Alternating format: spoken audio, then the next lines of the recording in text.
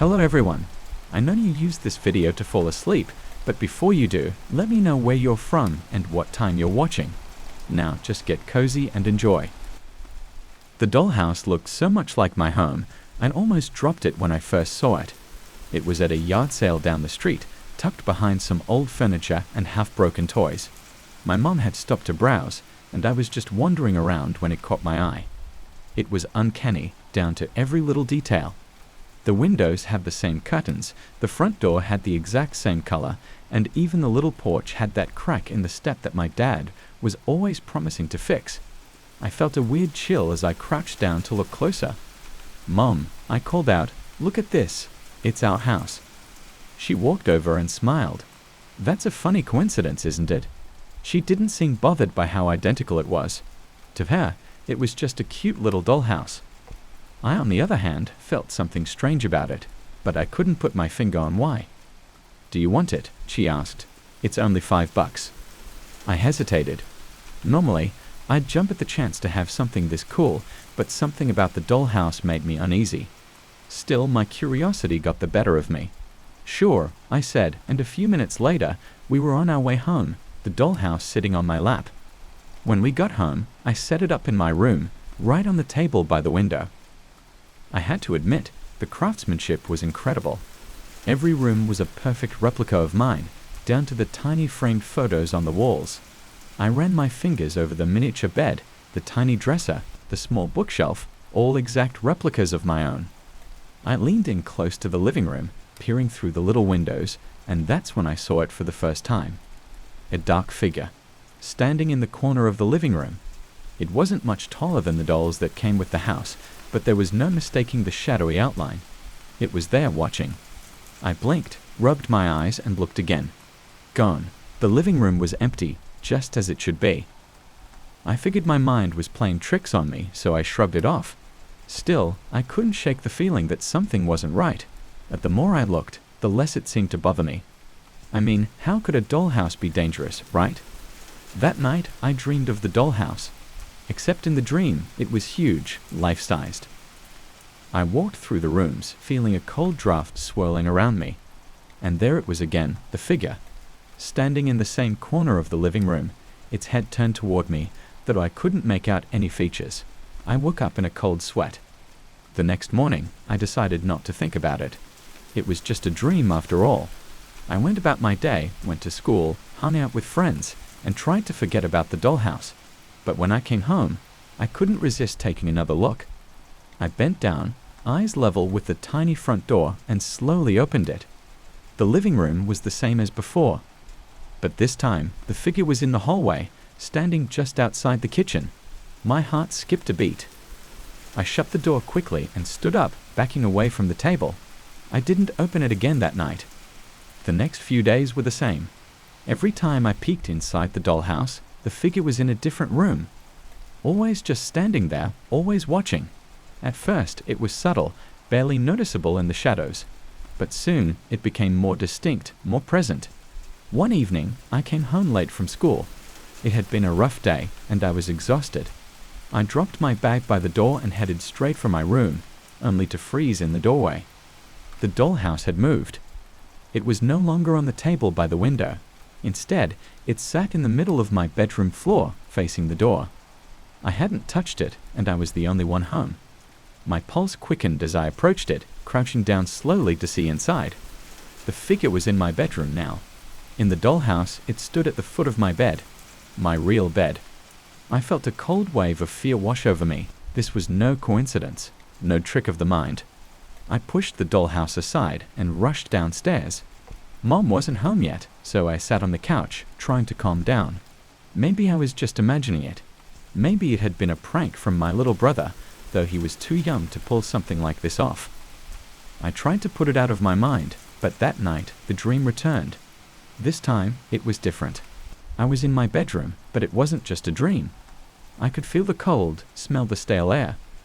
The figure was standing at the foot of my bed again, but it was taller now. Looming. I tried to scream, but no sound came out. I woke up to a soft thud. I shut up in bed, heart pounding, and looked around my dark room. Everything was still. I thought maybe I'd just heard the house settling, But then my eyes landed on the dollhouse. It had moved again. This time, it was even closer to my bed, right at the foot, just like in the dream. My breath hitched. I knew I hadn't touched it. I hadn't even gone near it since the afternoon. Summoning whatever courage I had left, I reached out and lifted the tiny roof of the dollhouse, peering inside. The figure was gone. But as I looked through the tiny windows, I noticed something else, something that made my stomach drop. The front door of the dollhouse was slightly ajar. In that moment I knew it wasn't just inside the dollhouse anymore. A floorboard creaked behind me. I whipped around, eyes darting around the room, but there was nothing there, just shadows, just darkness. But I knew I wasn't alone. The next day, I packed up the dollhouse. I couldn't keep it anymore. Whatever was happening, whatever that thing was, it wasn't stopping. I took it outside, planning to throw it away, but as I stood by the trash cans, I couldn't bring myself to do it. I left it by the curb instead, hoping someone else would take it, or maybe it would just disappear like a bad memory. But as I walked back inside, I couldn't shake the feeling that it wasn't over. That night, I heard footsteps in the hallway. Slow, deliberate. I pulled the covers over my head, heart racing, as the footsteps stopped just outside my bedroom door. The doorknob turned, and I held my breath, squeezing my eyes shut. The door creaked open. I couldn't see it, but I could feel it, standing at the foot of my bed, just like in the dream. I stayed frozen, too terrified to move, until the morning light finally crept through the curtains. The dollhouse was gone when I looked outside, but that didn't matter. It didn't need the house anymore. The figure was in my home now. It was with me, and every night I could feel it getting closer. It all started with a package left on our front porch. There was no return address, no label, just a plain brown box. My wife Sarah found it when she went out to get the mail. At first, we thought it was just some mix-up, maybe a neighbor's delivery accidentally left at our house. But no one in the neighborhood claimed it when we asked around, so we brought it inside. The box wasn't heavy, but it had some weight to it. I grabbed a knife and cut through the tape, lifting the flaps open. Inside was a single object, a blank book. A thick, leather-bound journal, its pages crisp and white. No markings, no name, nothing. It's kinda weird, right? Sarah said, looking over my shoulder. Yeah, who sends a blank book? I muttered. Our son, Alex, peeked over from the kitchen. Maybe it's a prank, like some social media thing. I shrugged. Maybe. We didn't think much of it at first. Alex joked about writing a novel. Sarah placed it on the bookshelf in the living room, and life went on as usual. But that night, as I was about to head to bed, I noticed something strange. The book wasn't where Sarah had left it. It was open on the coffee table. I frowned, positive that none of us had touched it since putting it away. Curiosity got the better of me, and I stepped closer. The pages that had been blank just hours ago were now filled with writing. Handwriting that looked disturbingly like mine. I didn't write this, I whispered to myself, picking it up. The words on the page were jumbled, disjointed sentences that made no sense. They were my words, my handwriting, but I had no memory of writing them. My stomach twisted in discomfort as I stared at the page. That night, I didn't sleep well. Something about the book gnawed at my mind, but I convinced myself it was just a weird coincidence. Sleepwalking, maybe. Stress. Something logical. The next morning, I went to check the book again. To my surprise, there were more pages filled with writing, different handwriting this time. Sarah's, and the words were clearer now. You brought it into our home. You let it in. I called Sarah over, showing her the pages. She swore she hadn't touched the book since the night before. She looked just as shaken as I felt. Alex came in, noticing our anxious expressions. He took the book and flipped through it. Okay, this is creepy, he said, showing us a new section written in his handwriting. It knows what you fear. It knows what you've done. Is this some kind of sick joke? Sarah asked, her voice unsteady. Are you messing with us, Alex? I swear, I didn't write this. We all stared at the book, at each other, and I could see the unease settling into our faces. But what could we do? It was just a book. We couldn't call the police over something like this. Still, we decided to keep it shut, tucked away in a drawer, far from sight. That night, I dreamt of the book. Its pages fluttered open, the ink from the words spreading across the floor like black veins, wrapping around my legs, pulling me down. I woke up in a cold sweat, my heart racing. The next morning, I checked the drawer where we had locked the book away. My chest tightened when I found it open on the dining table instead. New pages had appeared, filled again with my handwriting. You can't stop it. It's too late. Sarah and Alex refused to look at it anymore. I understood why. It felt alive somehow. Every time I read the words, I felt this creeping sense of dread, like the book knew me, knew everything about me. Each night, more pages appeared. Pages written in all of our handwriting. They started describing things we hadn't even told each other. Things I'd buried deep inside. Things I'd done when I was younger that no one could have possibly known. The guilt I had locked away, secrets I hadn't even shared with Sarah. It was relentless. The more I ignored it, the more the book revealed. One night, Sarah came to me, tears streaming down her face. "It's writing things I've never told anyone," she whispered. "Things from before we met. How is this possible?" "I don't know," I replied, gripping her shoulders. "But we need to get rid of it." We decided to burn it. I grabbed the book, its leather cover now feeling disturbingly warm, almost pulsing in my hands. We went to the backyard, started a fire in the fire pit, and tossed the book in. The flames roared up, swallowing the pages whole. For a moment, I felt relief. But then, something happened. The fire turned black. Thick, oily smoke billowed out, choking us. We stumbled back, coughing, but the fire kept burning, hotter and hotter. The book didn't crumble into ash like we'd expected. Instead, it seemed to glow, and from within the flames, a voice, whispered like a faint echo, spoke in a language I didn't understand. We ran inside, slamming the door shut, but the air in the house felt heavier, oppressive. That night, the nightmares were worse. I saw shadows crawling up the walls, figures watching me from the corners of the room. When I woke up, I found the book back on the coffee table, pristine, unburned, as if nothing had happened. New pages had appeared. This time, they weren't written in our handwriting. They were warnings. You can't escape. You shouldn't have opened it. We tried everything after that. We tossed it into the river, buried it deep in the woods, even locked it in the basement. But no matter what we did, it always came back with more pages. Pages that knew every secret we'd ever kept from each other. Pages that began predicting things that hadn't happened yet. One morning, I found a page with a single sentence in my handwriting. "Tonight, it will take one of you." That night, Sarah disappeared.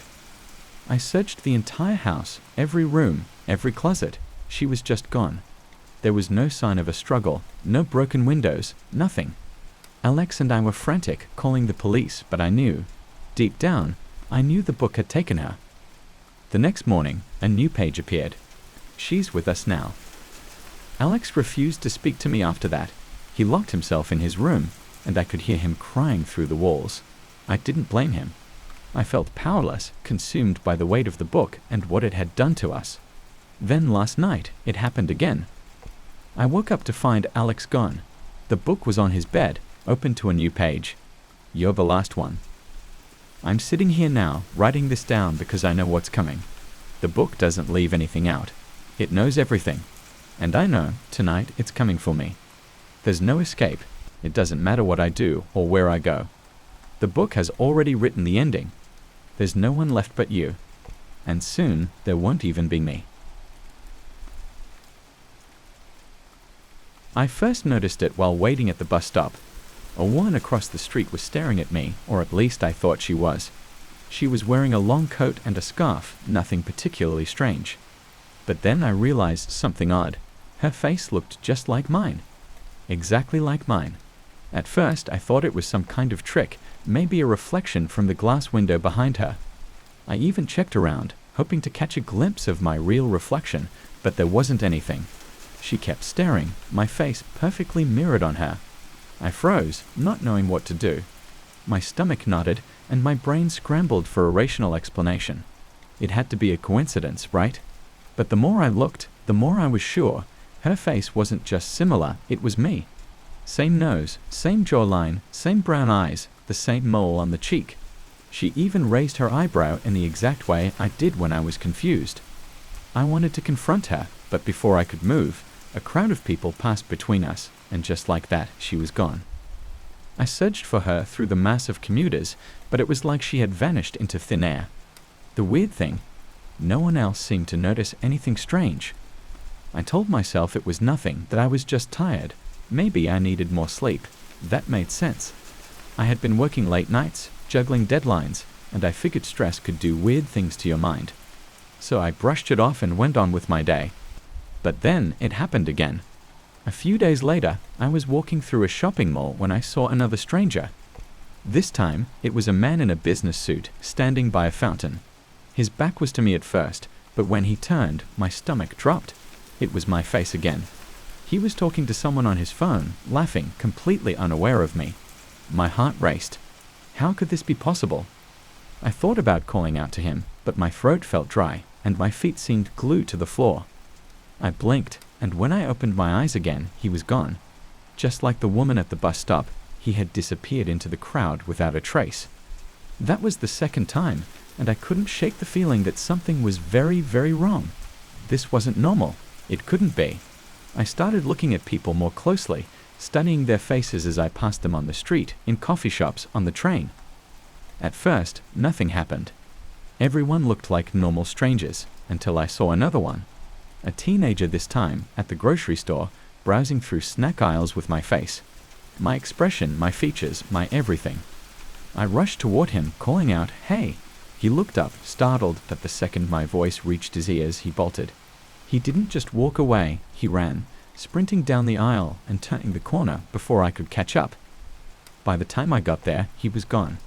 The store was packed, and no one else seemed to notice a thing. I stood there, breathless, my mind racing. How could this be happening? Why was I seeing my own face everywhere? Was I losing my mind?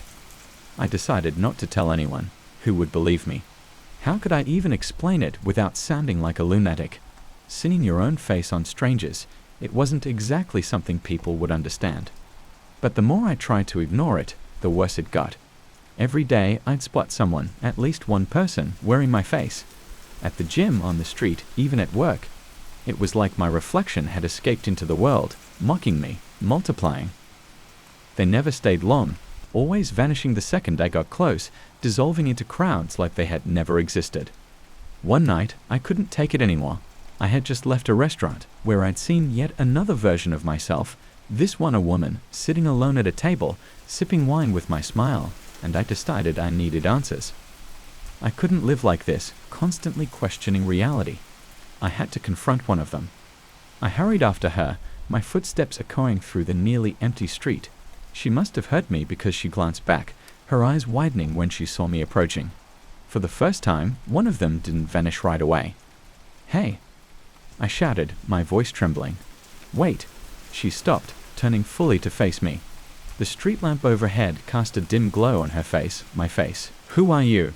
I demanded, panting as I caught up to her. "Why do you look like me?" She didn't say a word, just stood there, staring, as if waiting for something.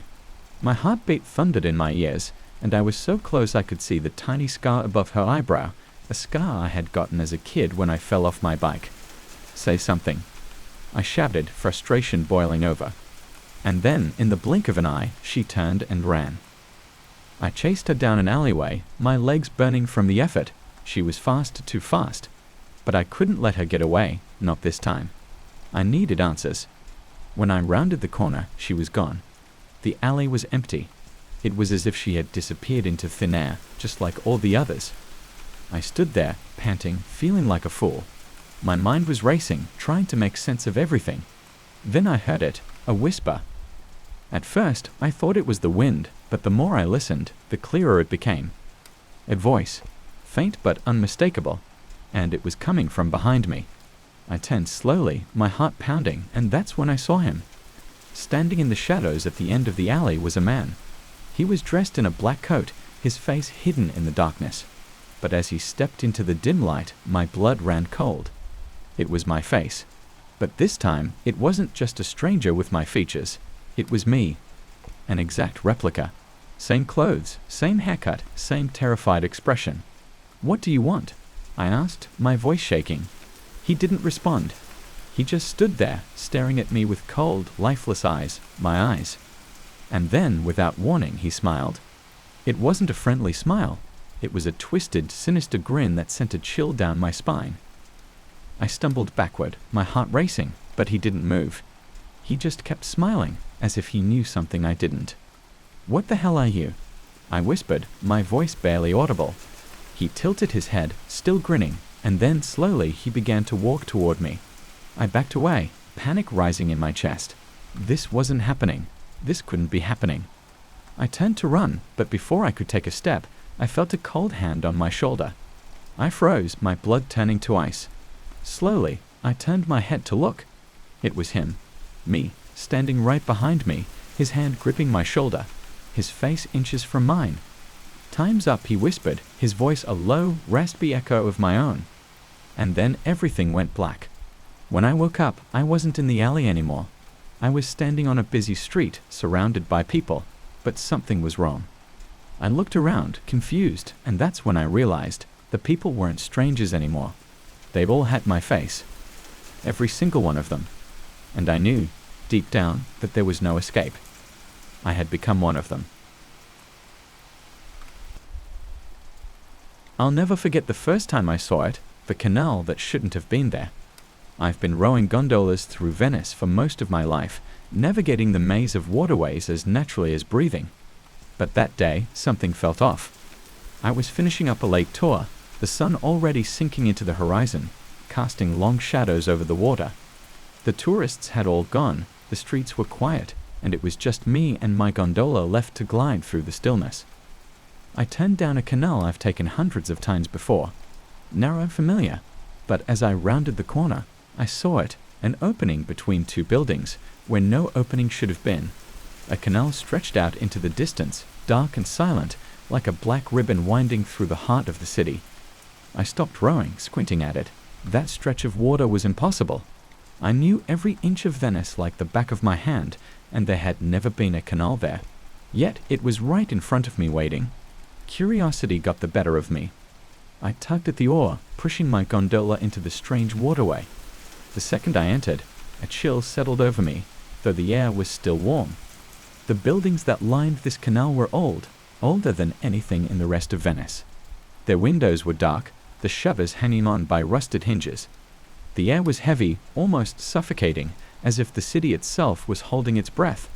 But the strangest part was the music. It started softly, like a whisper just beneath the surface of the water. At first, I thought it was the wind, but as I rowed further, the sound became clearer, soft, eerie notes that seemed to rise from the depths of the canal. It wasn't the cheerful, lively music you'd expect in Venice. No, this was slow, mournful, and unsettling, like a dirge played for the dead. I shook my head, trying to shake off the unease. It was probably just the echo of some street performer drifting through the city. Venice was full of strange acoustics, right? But as I kept rowing, the music stayed with me, growing louder with each stroke of the oar. And that's when I realized something that made my stomach drop. The music wasn't coming from above the water. It was coming from below. My heart pounded in my chest as I looked down. The water was dark, almost black, but I could see faint ripples, as if something was moving just beneath the surface. I stopped rowing, letting the gondola drift. The music swelled, filling the canal with an eerie, otherworldly melody that seemed to vibrate through my bones. And then, just for a moment, I saw something, a pale shape, long and sinuous, gliding beneath the boat. I gasped, jerking the oar back into the water, rowing faster now. I didn't want to know what was down there. I just wanted to get out. But no matter how hard I rowed, the canal stretched on, winding through the city like a snake. The buildings grew taller, more oppressive, their windows darkened with grime. And the music followed me, relentless, growing louder and louder until it was all I could hear. Finally, after what felt like hours, the canal ended. I shot out into the Grand Canal, breathless and shaking. The music stopped as suddenly as it had started. I looked back, expecting to see the strange waterway behind me, but it was gone. The narrow alley between the buildings had closed up, and the canal was nowhere to be found. I didn't tell anyone about it. Who would believe me?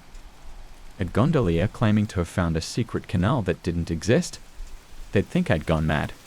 So I pushed it to the back of my mind, convincing myself it was just a trick of the city, a hallucination brought on by fatigue. But deep down, I knew better. The next few days passed without incident, and I started to relax, thinking maybe it had all been in my head. But one evening, as I was finishing another late tour, I saw it again. The canal, in the exact same place. This time, I didn't hesitate. I pushed the gondola into the waterway, half expecting the music to start again. It didn't, not right away. The canal was silent, the air thick with tension. I rowed slowly, scanning the dark water beneath me, waiting for the music to rise, but nothing happened. Until I heard the splash. It came from behind me, a soft ripple in the still water. I froze, gripping the oar tightly, my heart hammering in my chest. Slowly, I turned, and there, in the middle of the canal, was a figure. At first, I thought it was another gondolier standing on their boat. But as I squinted through the dim light, I realized there was no boat. The figure was standing on the water. I blinked, thinking my eyes were playing tricks on me. But the figure didn't move, didn't waver. It stood there, cloaked in shadows, its face hidden beneath a wide-brimmed hat. And then, ever so slowly, it began to walk toward me, across the water. I panicked, shoving the oar into the water, trying to row backward, but the canal had narrowed, and the walls of the buildings closed in around me. The figure kept coming, its footsteps silent on the surface of the water. And that's when the music started again. It was louder this time, more insistent, as if it was pulling me down, deeper into the canal. The figure was closer now, just a few feet away, and I could finally see its face, or what was left of it. Pale, hollow eyes stared out from a gaunt, skull-like face, its mouth twisted into a grotesque grin. I screamed, frantically trying to row away, but the water had turned thick, like tar, dragging the gondola down. The figure reached out, its skeletal fingers brushing the edge of the boat. The music swelled, and I felt a cold hand close around my ankle, pulling me toward the water. No. I shouted, kicking at the figure, but its grip was iron. The gondola tilted, and before I could react, I was pulled over the side, plunging into the icy water. The music was deafening now, vibrating through the water as I was dragged down, deeper and deeper into the canal. I struggled, kicking and thrashing, but the figure's grip was unbreakable. The last thing I saw before the darkness swallowed me was its face, grinning down at me from above the water as the music played on. When I woke up, I was back in my gondola, floating on the Grand Canal. The sun was rising, and the city was waking up around me. For a moment, I thought it had all been a dream. But then I looked down at my ankle and saw the bruises, a perfect imprint of skeletal fingers. I haven't gone back to that canal since, but every now and then when I'm rowing through the quieter parts of the city, I hear it, that music, faint, just below the surface, calling me back. And one day, I know I won't be able to resist. I've been a pyrotechnician for years, and there's nothing quite like the thrill of setting off fireworks. The colors, the lights, the explosions, all of it is something I've always loved. But there's one firework that's been giving me chills lately. A strange one. It started a few months ago during a big town event. The show was going smoothly, and I was getting ready to fire off one of our new prototypes. It was supposed to be a crowd pleaser, something that would light up the sky in a way people hadn't seen before. I launched it, and it was beautiful. The colors shimmered just right, and the crowd oohed and awed like they always did. But then I noticed something strange. The smoke, well, it wasn't dissipating like normal. Instead, it seemed to linger, swirling in a weird pattern. At first, I thought nothing of it, but as I watched, it began to take shape. A face, a vague, smoky face. It was faint, just barely there in the sky, but I couldn't shake the image. I even rubbed my eyes, convinced I was seeing things. But no matter how much I blinked, that face stared back at me, hanging in the air before it finally disappeared with the wind. I didn't think much about it after that. Just a trick of the light, maybe. Or the way the smoke caught the breeze. I moved on, set off the rest of the fireworks, and the night ended without incident. But the next time I used that particular firework, the same thing happened. Only this time, the face was clearer. The third time was even worse. By then, the face was distinct enough that I could make out features. Hollow eyes, a sharp nose, lips twisted in a strange expression. Not quite a smile, but not a frown either. It was unsettling. I started to get nervous. I've been in this business long enough to know when something isn't right, and this wasn't right. There shouldn't have been any shape to the smoke at all, let alone a face. But every time I launched that firework, there it was, and each time it looked more alive. By the fourth time, I was terrified. I stood there, staring up at the sky as the smoke twisted and coiled, forming not just a face, but something more. Shoulders, arms. It was as if a person was trying to step out of the smoke and come down to the ground. I couldn't stop shaking, but I tried to play it off. No one else seemed to notice. To them, it was just another firework, another part of the show. That night, I barely slept. I lay in bed, replaying the scene over and over in my mind. The face, the arms, what did it mean? Was it a spirit? A ghost? I didn't believe in that kind of stuff, not really. But this was different. I couldn't deny what I'd seen. The next day, I decided I'd had enough. I wasn't going to use that firework again.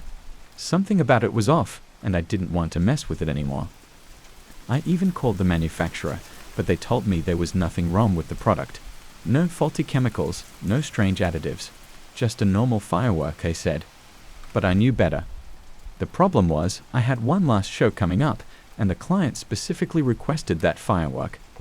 They'd seen it at the last event and loved the effect. I tried to explain that it was a bad idea, that maybe we should switch it out for something else, but they insisted, said it was what made the show stand out. So I gave in. I told myself it would be fine, that maybe it was all in my head. Maybe this time the face wouldn't appear. I was wrong. The night of the show, I stood at my station, hands trembling as I prepared the firework. The sky was clear, the crowd was excited, and the pressure was on. I hesitated before lighting the fuse, but there was no backing out now. As soon as it went off, I knew I'd made a mistake. The smoke didn't just form a face this time. It was a face, fully formed, detailed down to the last wrinkle and strand of hair. It was a man. A man I didn't recognize, but his eyes. They were filled with something dark, something that chilled me to my core. And then, the worst part happened. The face in the smoke moved. It didn't just hang there like before. This time, the eyes shifted, looking directly at me. The lips curled into a cruel smile, and for the first time, I heard it. A voice. It wasn't loud, more like a whisper carried on the wind, but it was unmistakable. You brought me back. I froze. My mind raced, trying to make sense of what was happening. Broken back. Who was he? And what did he mean? Before I could think too much about it, the smoke began to twist again, and this time the face wasn't alone. Other shapes started to form, all of them just as clear, just as human. They surrounded the original face, like a crowd of angry spirits, and they all turned their gaze toward me. The whispers grew louder, merging together into a low, guttural sound that made my skin crawl. You brought us back. I dropped the control panel and backed away, my heart pounding in my chest. The crowd, did they see it too? I turned around, but no one seemed to notice. They were all staring at the sky, cheering for what they thought was part of the show. How could they not see what I was seeing? How could they not hear the voices? I was the only one. The faces in the sky started to shift, moving closer, their mouths opening wide, as if they were trying to scream, but the sound never came. I couldn't take it anymore. I ran. I left the show, the fireworks, the crowd, everything. I ran until I couldn't breathe, until my legs gave out and I collapsed on the sidewalk, gasping for air. But even then, I could still hear them. Their whispers followed me, echoing in my mind, growing louder with every passing second. You brought us back. I never went back to work after that. How could I? Every time I closed my eyes, I saw those faces. Every time I tried to sleep, I heard their voices. I don't know who they were, or what I did to bring them back, but I do know one thing. They're not done with me. And no matter how far I run, no matter where I go, they'll find me. They always do. I hear them every night now, whispering outside my window, waiting for me to make the next move. Waiting for me to bring them back again. I never expected that day to be any different from the others. The forge was already blazing hot, the familiar smell of burning coal hanging thick in the air. My tools were laid out on the workbench, worn and trusty, though some had seen better days. The old hammer I usually used had grown dull over the years, the edge chipped from striking too many times. I'd been meaning to replace it, but, well, life tends to get in the way. That morning, though, I spotted something strange in the corner of the shop. There, buried under a pile of scrap metal, was a hammer I didn't recognize. It looked ancient, the handle blackened like it had seen its fair share of fire. The head gleamed faintly in the dim light, a silvery glow that shouldn't have been possible. It was like the hammer had been waiting there for me to find it. I picked it up, feeling the weight in my hand. It was heavier than it looked, yet it felt right, like it belonged there. The strange shimmer caught my eye again, and I couldn't help but wonder how old the thing was. I don't remember ever seeing it before, and my shop wasn't the kind of place you'd lose track of a tool like that. Curiosity got the best of me, and I decided to test it out. I had a blade on the anvil that needed sharpening, so I got to work. The first strike echoed through the shop with a deep, resonant sound, like a bell tolling in the distance. And that shimmer, it spread across the metal, lighting it up for a moment before fading. I stood there, hammer in hand, just staring at the steel. It wasn't normal. As I kept hammering, the shimmering light returned with every strike, and the blade beneath it began to take shape quicker than it should have. The hammer never dulled, never seemed to weigh down, no matter how hard I swung it. It was like it cut through the metal effortlessly, and the steel itself bent to its will. I had never seen anything like it. I should have stopped then. Something in my gut told me this wasn't right, that the tool I held wasn't meant for me, but the craftsmanship, the ease, it was addicting. The more I worked, the better the blade became, and I didn't want to let go. That night, after I finished the blade, I noticed something strange in the shop. The light from the coals flickered, casting shadows that seemed to move, stretching across the walls. I told myself it was just the heat playing tricks on me, that I was tired. But then I heard it, the faintest whisper, like the metal was speaking back to me. I turned around, expecting someone to be there, but the shop was empty. The only thing that stood out was the tool on my bench, still gleaming with that impossible light. I ignored it. Tried to anyway. The next day, more work came in, and I found myself using the strange hammer again. Every time I struck the metal, the whispering grew louder. It wasn't just random sounds anymore. It felt directed, almost like it was calling to me, urging me on, telling me to keep going, to forge more. I convinced myself it was just the echo of my strikes bouncing off the walls, but deep down, I knew something was off. The way the light shimmered, how the steel bent so easily, it wasn't natural. I finished another sword that afternoon. It was flawless, maybe the best thing I'd ever made. But as I held it up, admiring my work, I saw something reflected in the blade, my face, twisted, distorted, like it wasn't really mine. My heart skipped a beat, and I dropped the sword, the clattering sound breaking the silence. For the first time, I felt fear. Days passed, and I couldn't stop using the hammer. It was like I was under some kind of spell.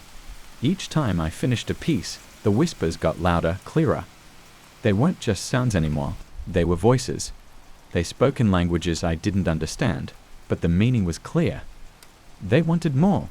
Every night, the shadows in my shop grew longer, darker, and the light from the hammer flickered like it was alive. One evening, after finishing yet another blade, the whispers became deafening. They screamed at me, filling my head with noise until I thought I'd go mad. I dropped the hammer, gasping for breath, but the voices wouldn't stop. They told me to forge one more thing, just one more, and it would be over. I didn't know what they meant, but I was too afraid to resist. I took up the hammer again, the glow brighter than ever, and I began to forge. The metal on the anvil wasn't anything special, just scrap, but the tool turned it into something else, something beyond my control. The whispers grew frantic, demanding, until I was no longer hammering the steel, it was hammering me. My hands moved on their own, guided by the voices in my head. When I finally finished, I stood back and looked at what I'd made. It wasn't a sword or a knife. It wasn't any tool or weapon I recognized. It was something else, twisted, dark, and wrong. The shimmer was gone, replaced by a deep, unsettling blackness that seemed to swallow the light around it. And then I realized what I'd done. The whispers stopped. The shadows in the shop stilled, and for a brief moment there was silence. The thing on the anvil, the thing I had forged, it moved. Just a flicker, but I saw it. My heart raced and I backed away, but it was too late. The shadows crept in, closing around me, and I felt their cold touch. The air grew thick, suffocating, and the walls of the shop seemed to close in. I dropped the hammer, but it didn't matter. The thing on the anvil, the thing I'd created, it rose. It wasn't made of metal anymore. It was flesh, bone, and shadow, and it stared at me with hollow eyes, eyes that shimmered with the same light I had seen when I first picked up the hammer.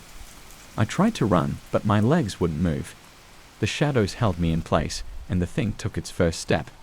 The whispers returned, louder than ever, but now they spoke in a voice I understood. They told me what I had forged was not just a tool, not just a weapon. It was a part of something older, something darker than I could ever comprehend. The last thing I saw before the darkness consumed me was my reflection in those hollow eyes, distorted, twisted, and wrong, just like the metal I had hammered into shape.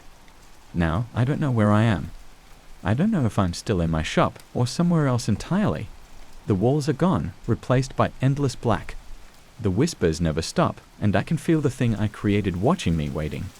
Every time I try to move, the shadows tighten their grip, and I hear the hammer, still ringing in the distance, calling me back to the forge. And I know, sooner or later, I'll have to answer. We found him under the old oak tree at the end of the block. A skinny black cat, fur-matted and eyes wide, as if he'd seen more than any street animal should. He wasn't aggressive, just still. Sarah knelt beside him, extending her hand with a gentle coo, and to my surprise, the cat didn't flinch. He just looked up at her, blinked slowly, and nuzzled into her palm. "Look at him," she said, stroking his back. "He's so sweet. We can't just leave him here." I wasn't a cat person, but something about the way the cat stared at us, like it understood more than it let on, made me hesitate. Still, Sarah was already attached, so I shrugged. "Fine, let's take him home." We named him Shadow because of his dark fur and the way he always lingered in the corners of our small house. He rarely wandered out of the living room, mostly staying on the armchair in the corner, near the large window. He never seemed interested in the outside world, just that chair, and something else. It started on the first night we brought him home. Sarah and I were watching TV, Shadow curled up on the armchair as usual, when I noticed something odd. He wasn't sleeping, he was staring at the far corner of the room, the one right behind the TV, where the light from the lamp barely reached. His eyes were wide, unblinking, locked on something I couldn't see. "You see that?" I nudged Sarah, nodding toward the cat. She looked over and frowned. "Yeah, weird. Maybe he's still getting used to the place." We tried to shrug it off, but Shadow kept staring. The next night was the same. The night after too. Every evening, as soon as the sun went down and the shadows crept into the room, Shadow would fixate on that corner, his gaze unwavering. I joked about it at first. "Maybe he's just seeing bugs or something," I said. But Sarah didn't laugh. "It's creeping me out," she admitted one night. "It's like he's watching something. But what?" I didn't have an answer. I didn't even have a joke anymore. Because the truth was, I was getting creeped out too.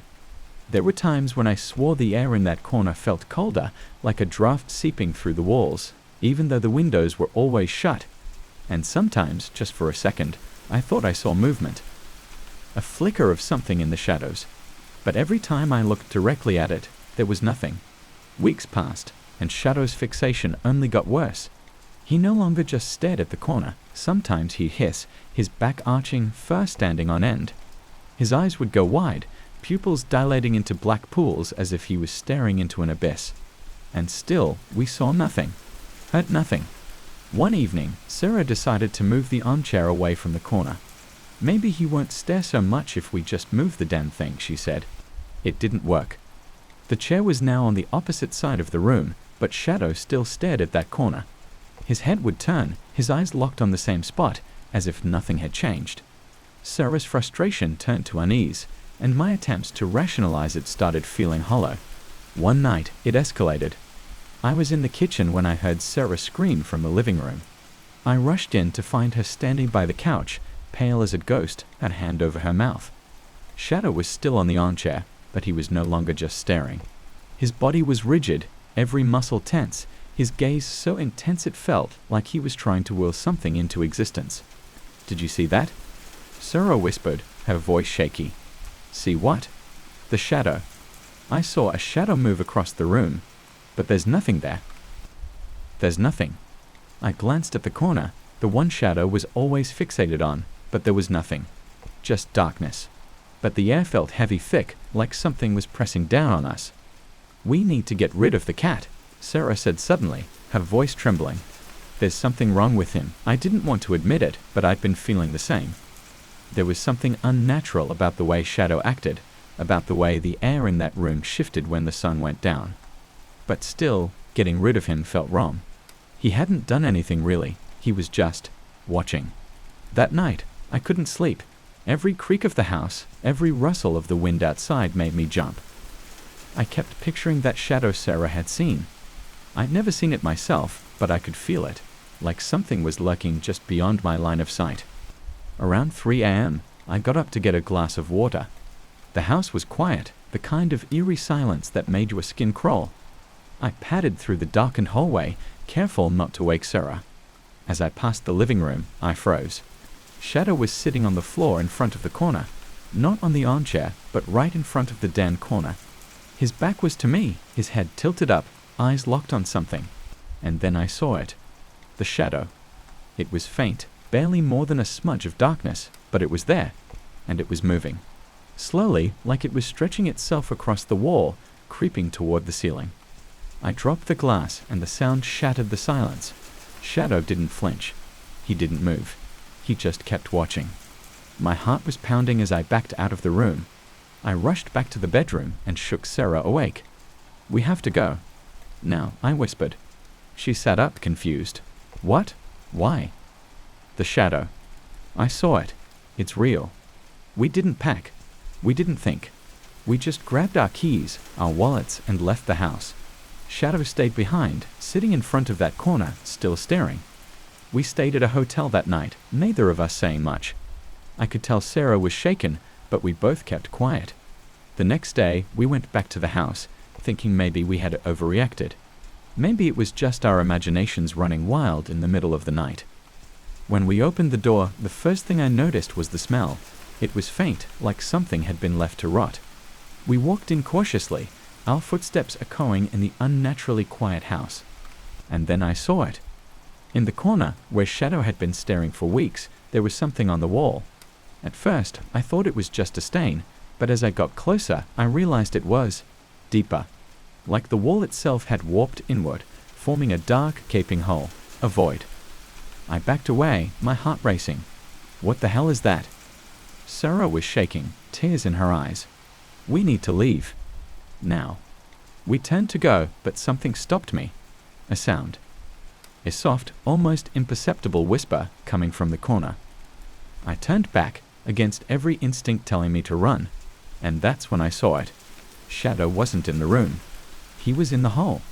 His eyes stared back at me from the darkness, wide and unblinking, just like the first day we found him. And then, slowly, a shadow crept out from the void, stretching toward us. We never made it out of the house. Now, when I sit in the darkness, I wonder if anyone else will find that cat. It all started when I found that old tape recorder.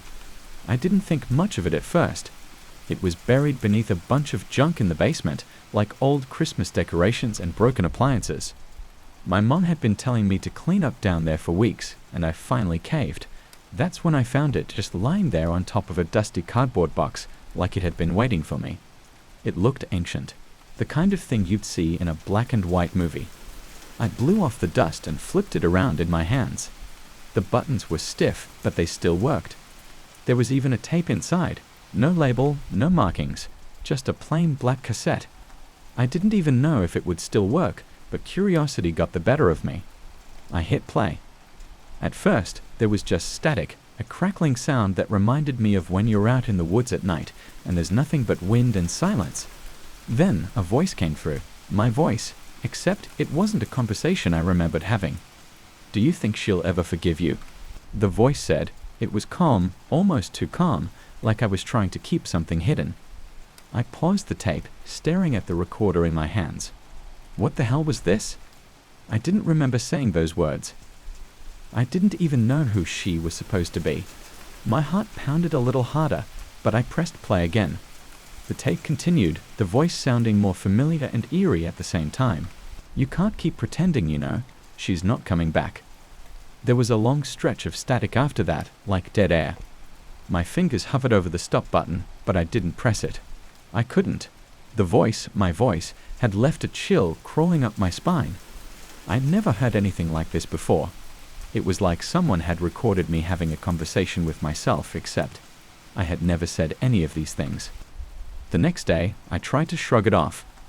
I told myself I was imagining things, that maybe the tape was old and damaged, and it just happened to sound like me.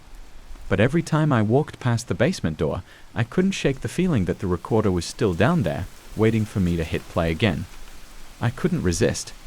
That night, after everyone had gone to bed, I snuck back downstairs.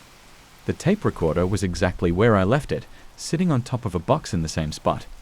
It almost felt like it was watching me, though that was ridiculous. Machines can't watch people. But it didn't feel like just any machine anymore. I pressed play. "I know you can hear me," the voice said, and this time, I swear I felt a jolt in my chest. It was like it was talking to me directly, like it knew I'd come back to listen. "You can't run from this forever," the voice continued, and then there was a pause. "You know what you did." I dropped the recorder. It hit the concrete floor with a loud clatter, the sound echoing in the small basement. My breathing was heavy, and I was sweating, even though the basement was freezing cold. What was it talking about? I hadn't done anything. I didn't know what this was. But that voice, it was my voice. And the longer I listened, the more I started to feel like it wasn't just a recording. It felt like a conversation I had forgotten. Or worse, like it was happening in real time. I tried to go back to bed, but I couldn't sleep. I kept hearing those words over and over again, "You know what you did." But I didn't. I didn't know. The next day, I told myself I wouldn't go back to the basement. I'd throw the tape recorder out, maybe even destroy it. But I couldn't. It was like it had a hold on me, pulling me back down the stairs every time I tried to forget about it. By the third night, I couldn't stand it anymore. I needed answers. I needed to know what that voice, what I, was talking about. I grabbed the recorder and pressed play one more time. "You're getting closer," the voice said. "Don't you want to know the truth?" "Truth about what?" I whispered back, not even thinking. But the tape responded like it hurt me. "The accident," it said. "The girl." My heart skipped a beat. What girl? What accident? "She's still waiting for you. She's not going away." I paused the tape again, my hands shaking. Accident. Girl? I racked my brain, trying to think of any moment in my life that could explain this, but nothing came to mind.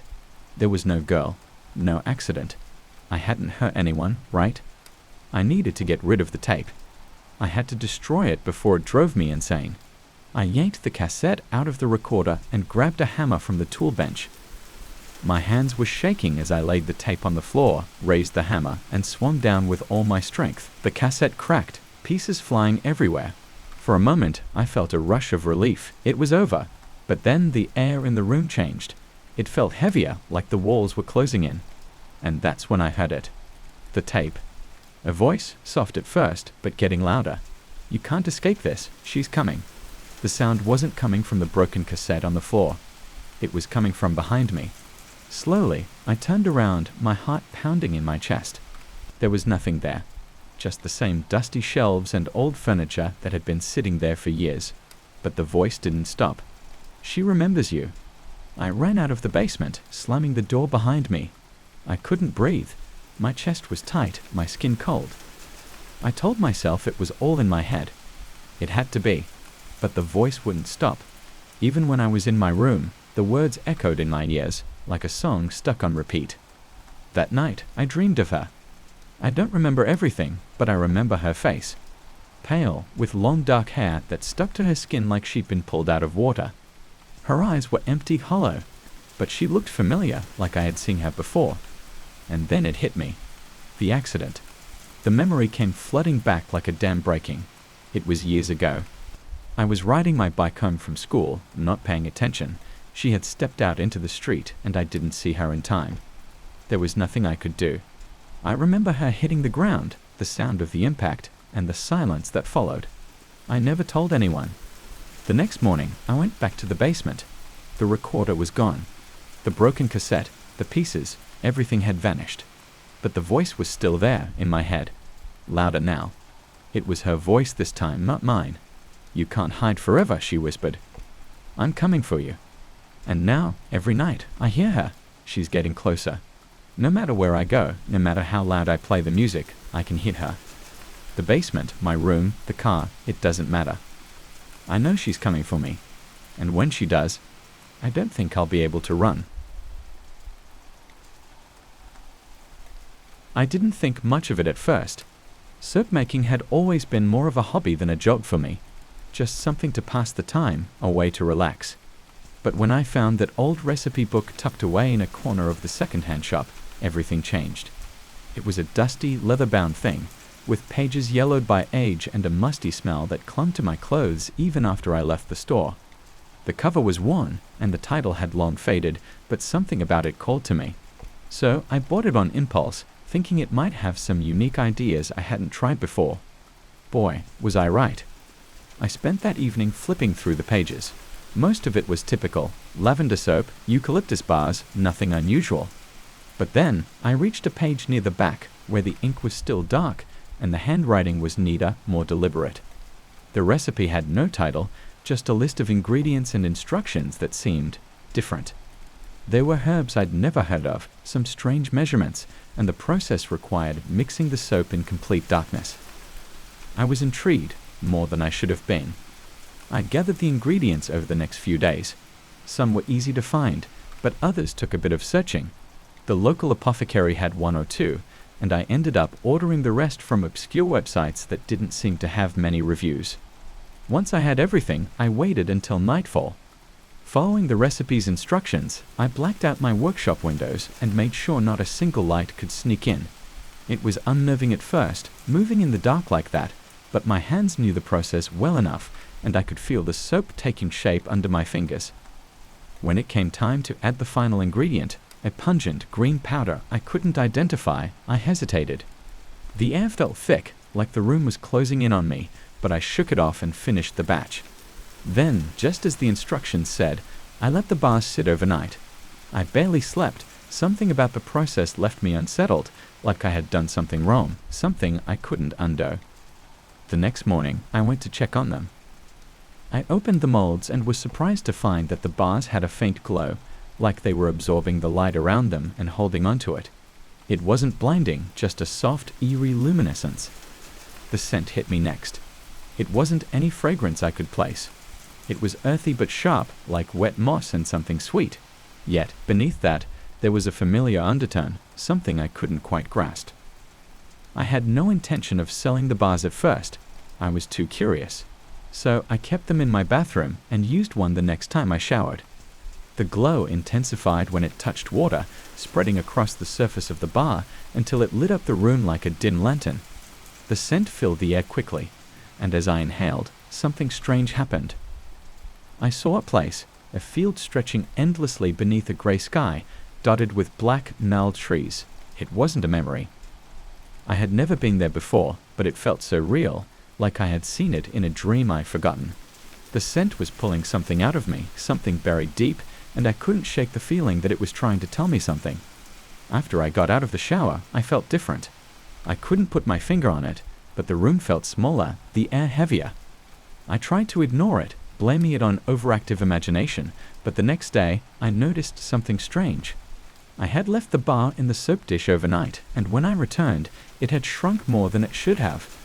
It looked like it had been used a dozen times, but I had only lathered with it once.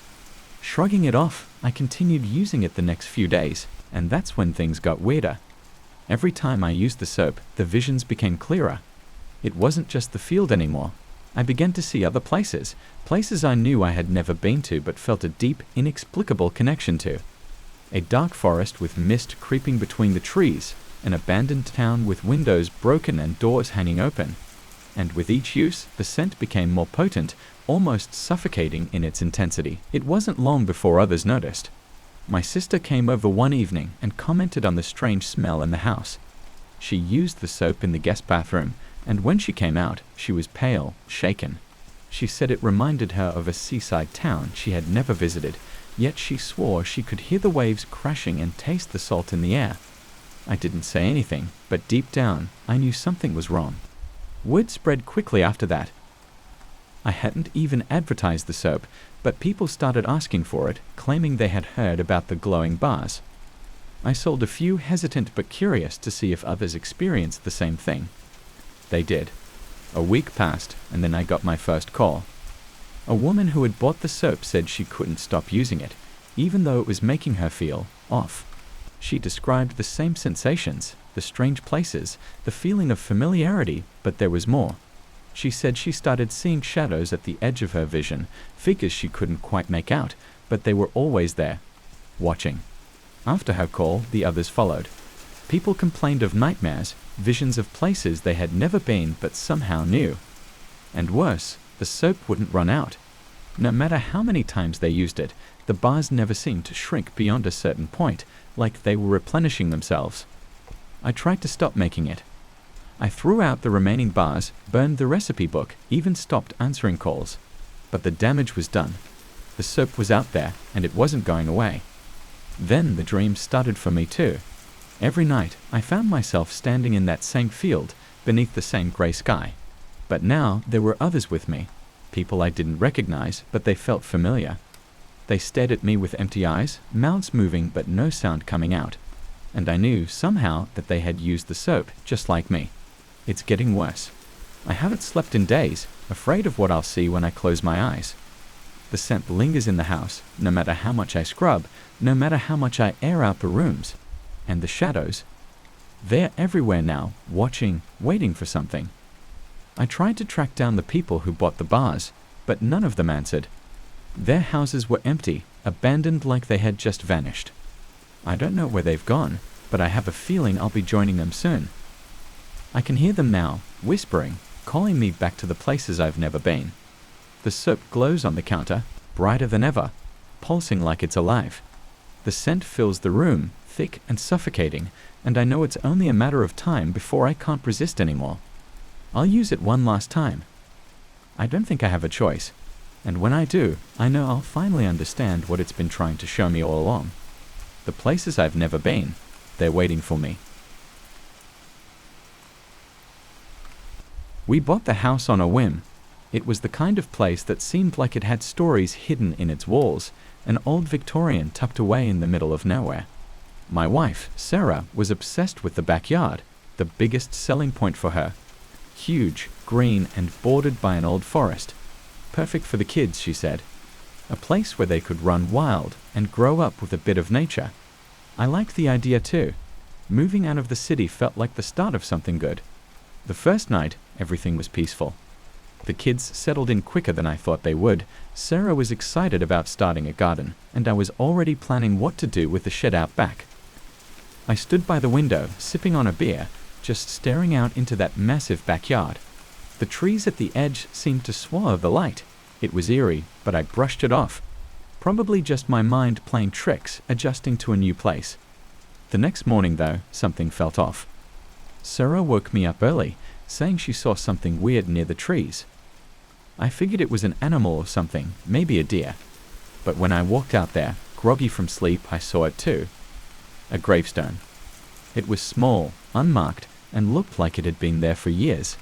The thing was, it hadn't been there when we moved in. Is this some kind of joke? I asked, but Sarah looked just as confused as I felt. The kids hadn't noticed yet, still eating breakfast inside. We didn't know what to do with it. There wasn't a name or date carved on it, just a plain stone standing alone in the grass. I thought about calling someone, a historian, maybe, or someone who could explain it, but I didn't. I figured it was just something the previous owner had put there for sentimental reasons, a weird decoration. So I brushed it off and went about my day, thinking maybe it wasn't as strange as it seemed. That night, the air felt heavier. It was quiet, too quiet. Even the kids were unusually calm, like the house itself was pressing down on them. I didn't sleep much, tossing and turning, feeling like something was off, but I couldn't figure out what. The next morning, I stepped outside, half expecting to see the gravestone again. I wasn't disappointed. There it was, in the same spot. Only now, there were two. I felt a cold knot form in my stomach. "Sarah?" I called. She came outside, and when she saw it, her face went pale. "I don't like this," she whispered. "What is this, Greg?" I didn't have an answer. No one could have moved it during the night without us hearing. And yet, here was another gravestone, exactly like the first. Unmarked. Same shape, same size. I decided to dig around it. Maybe there was something buried beneath, some clue that would explain why these stones were showing up. But after digging a few feet down, all I found was dirt. Nothing. No bones, no old coffins, nothing. By the third morning, there were 4 gravestones. Each day, a new one appeared, lined up perfectly at the edge of the tree line. I started checking the backyard every hour, watching for anyone who might be sneaking onto the property, but there was never any sign of trespassers. The stones just appeared. Sarah wanted to leave. I could see it in her eyes every time we passed by the backyard, but something in me refused to give up. This was our home now. We had just gotten here, and we couldn't afford to leave. It had to be a prank, I told myself. Someone was screwing with us. I didn't sleep much after that. I spent most nights staring out the back window, waiting for something to happen, but nothing ever did. The stones appeared like clockwork, one more each morning. By the end of the week, there were 10. The kids started asking questions. I told them the stones were old, nothing to worry about, but I could see the fear creeping into their faces. They weren't stupid. They knew something was wrong. Sarah started talking about getting the house blessed, bringing in someone to cleanse the property, but I wasn't ready to admit we were in over our heads. It wasn't until the 10th day that things took a darker turn. I woke up to screaming. Sarah was yelling from the backyard. I bolted out of bed, heart racing, and when I got outside, I saw her standing by the tree line, frozen in place. There was a new gravestone, but this one wasn't empty. It had my name on it. I stared at the stone, disbelief and fear tangling inside me. My name was carved deep into the surface, like it had always been there. The date on it was today's. "We need to leave, Greg," Sarah said, her voice shaking. She grabbed my arm, pulling me back toward the house. "This is not normal. We're not safe here." I agreed. I finally admitted to myself that whatever was happening wasn't some prank or harmless mystery. There was something wrong with the house, with the land. We packed that day, hurriedly throwing things into suitcases. I didn't care about leaving things behind. I just wanted out. But the house wasn't done with us. That night, as we were getting ready to leave, the kids went missing. One moment they were playing in the living room, the next they were gone. The front door was still locked, the windows shut. There was no way they could have left the house, but they were nowhere to be found. We searched the entire place, panic clawing at our throats, calling their names, checking every corner, but they had vanished. And then I heard it, the soft sound of soil shifting outside. I ran to the back door, heart pounding, and when I looked out toward the tree line, I saw them. 2 new gravestones, side by side, freshly placed. My kids' names were carved into them. I screamed for Sarah, but she didn't respond. I turned around, expecting to see her running toward me, but she was gone too. The silence in the house was suffocating. I stumbled back into the yard, staring at the gravestones. My legs felt like they would give out, my heart racing in my chest, each beat louder than the last. Then I noticed it. There was another stone, slightly farther from the others, near the edge of the trees. It wasn't there before. I approached it slowly, every step feeling like I was walking toward something final. When I got close enough to see the name, my blood ran cold. Sarah's name was carved into the stone. I stood there, alone, surrounded by the gravestones of my family. I don't know how long I stood there, but it felt like hours. Maybe it was minutes. Time didn't feel real anymore. Everything was non-distant. And then, out of the corner of my eye, I saw movement. The trees were shifting, bending, almost like something was watching me from the darkness beyond the tree line. Something unseen waiting. I felt a cold breeze blow through the yard, and suddenly I knew. I knew why the stones kept appearing. They weren't just markers. They were warnings, or promises. I looked down at the gravestone with my name on it. The date hadn't changed. Today. It was only a matter of time. The house had claimed us. One by one, it was taking us all. And soon it would take me too. I've been shooting street photography for years, decades even. My camera's an old Nikon, still uses film.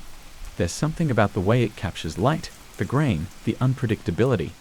It's got a kind of soul to it that digital cameras just can't replicate.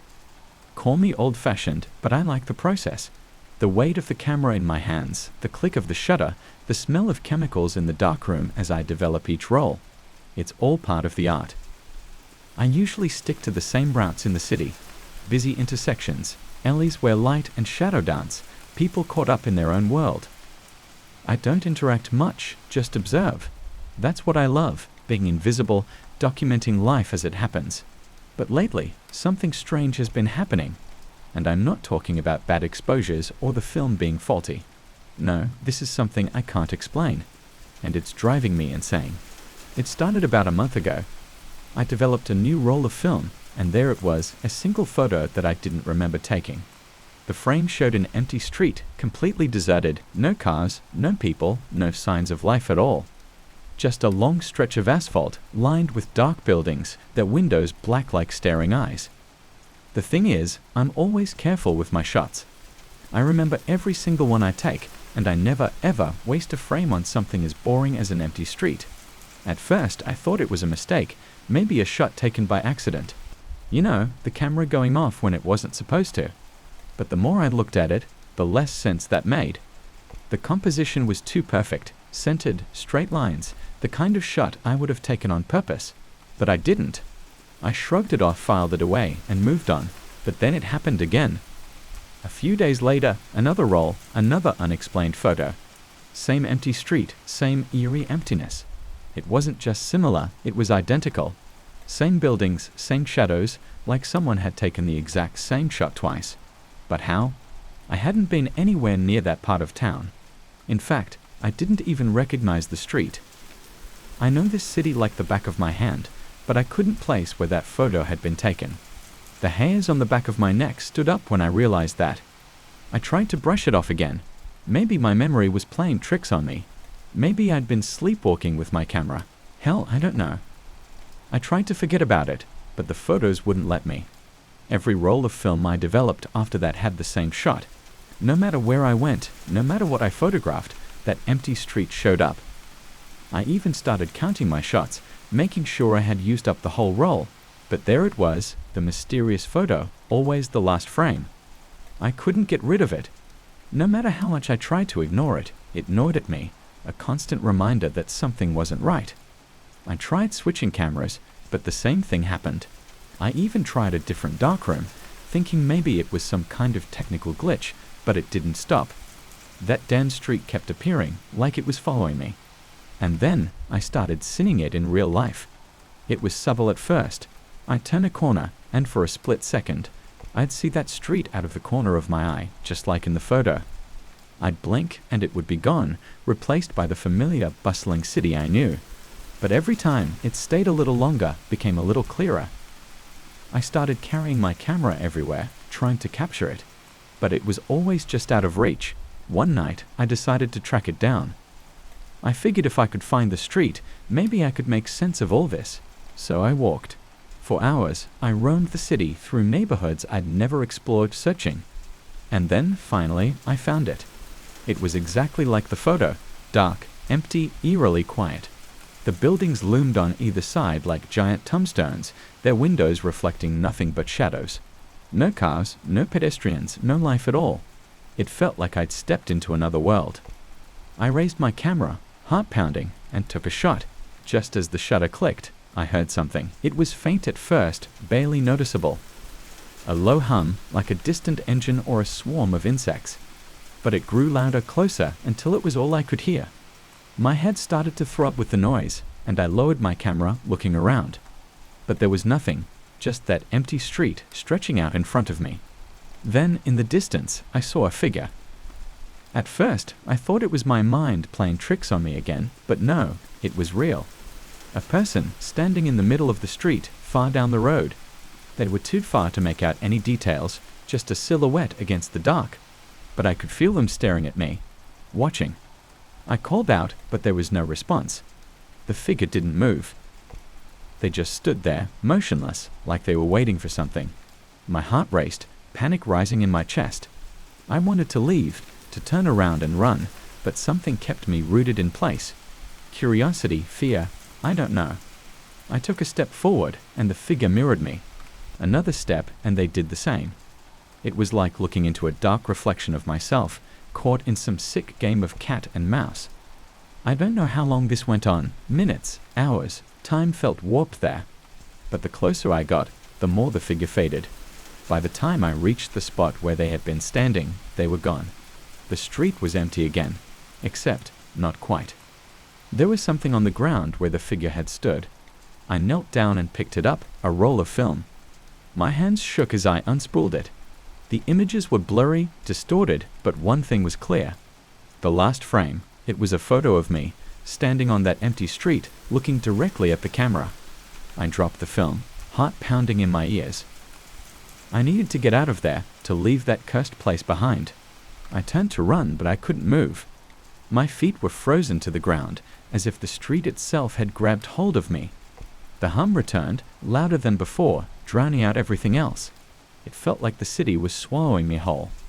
The last thing I remember is raising my camera, trying to capture whatever was happening, to document it, like I always did. But as I pressed the shutter, the world went black. Now, I don't know where I am. I don't even know if I'm still alive. All I know is that I'm trapped in that photo, that endless, empty street. And every time someone develops a new roll of film, I'm there, waiting, just like that figure. Watching. Maybe someday you'll see me too.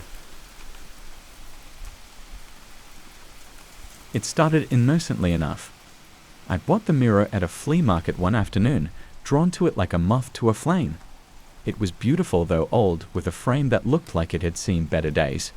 The wood was dark, and the carvings along the edges were intricate, almost mesmerizing. It wasn't like I needed another mirror, but something about it made me feel like I had to take it home. I placed it in my bedroom, propped against the wall at first, because I hadn't decided where to hang it. It was taller than me, and every time I walked past it, I caught my reflection from the corner of my eye. It made the room feel different, like it was deeper than it actually was. I told myself that was just because of the mirror's size, but something about it didn't sit right with me from the start. I ignored the feeling though, I always do.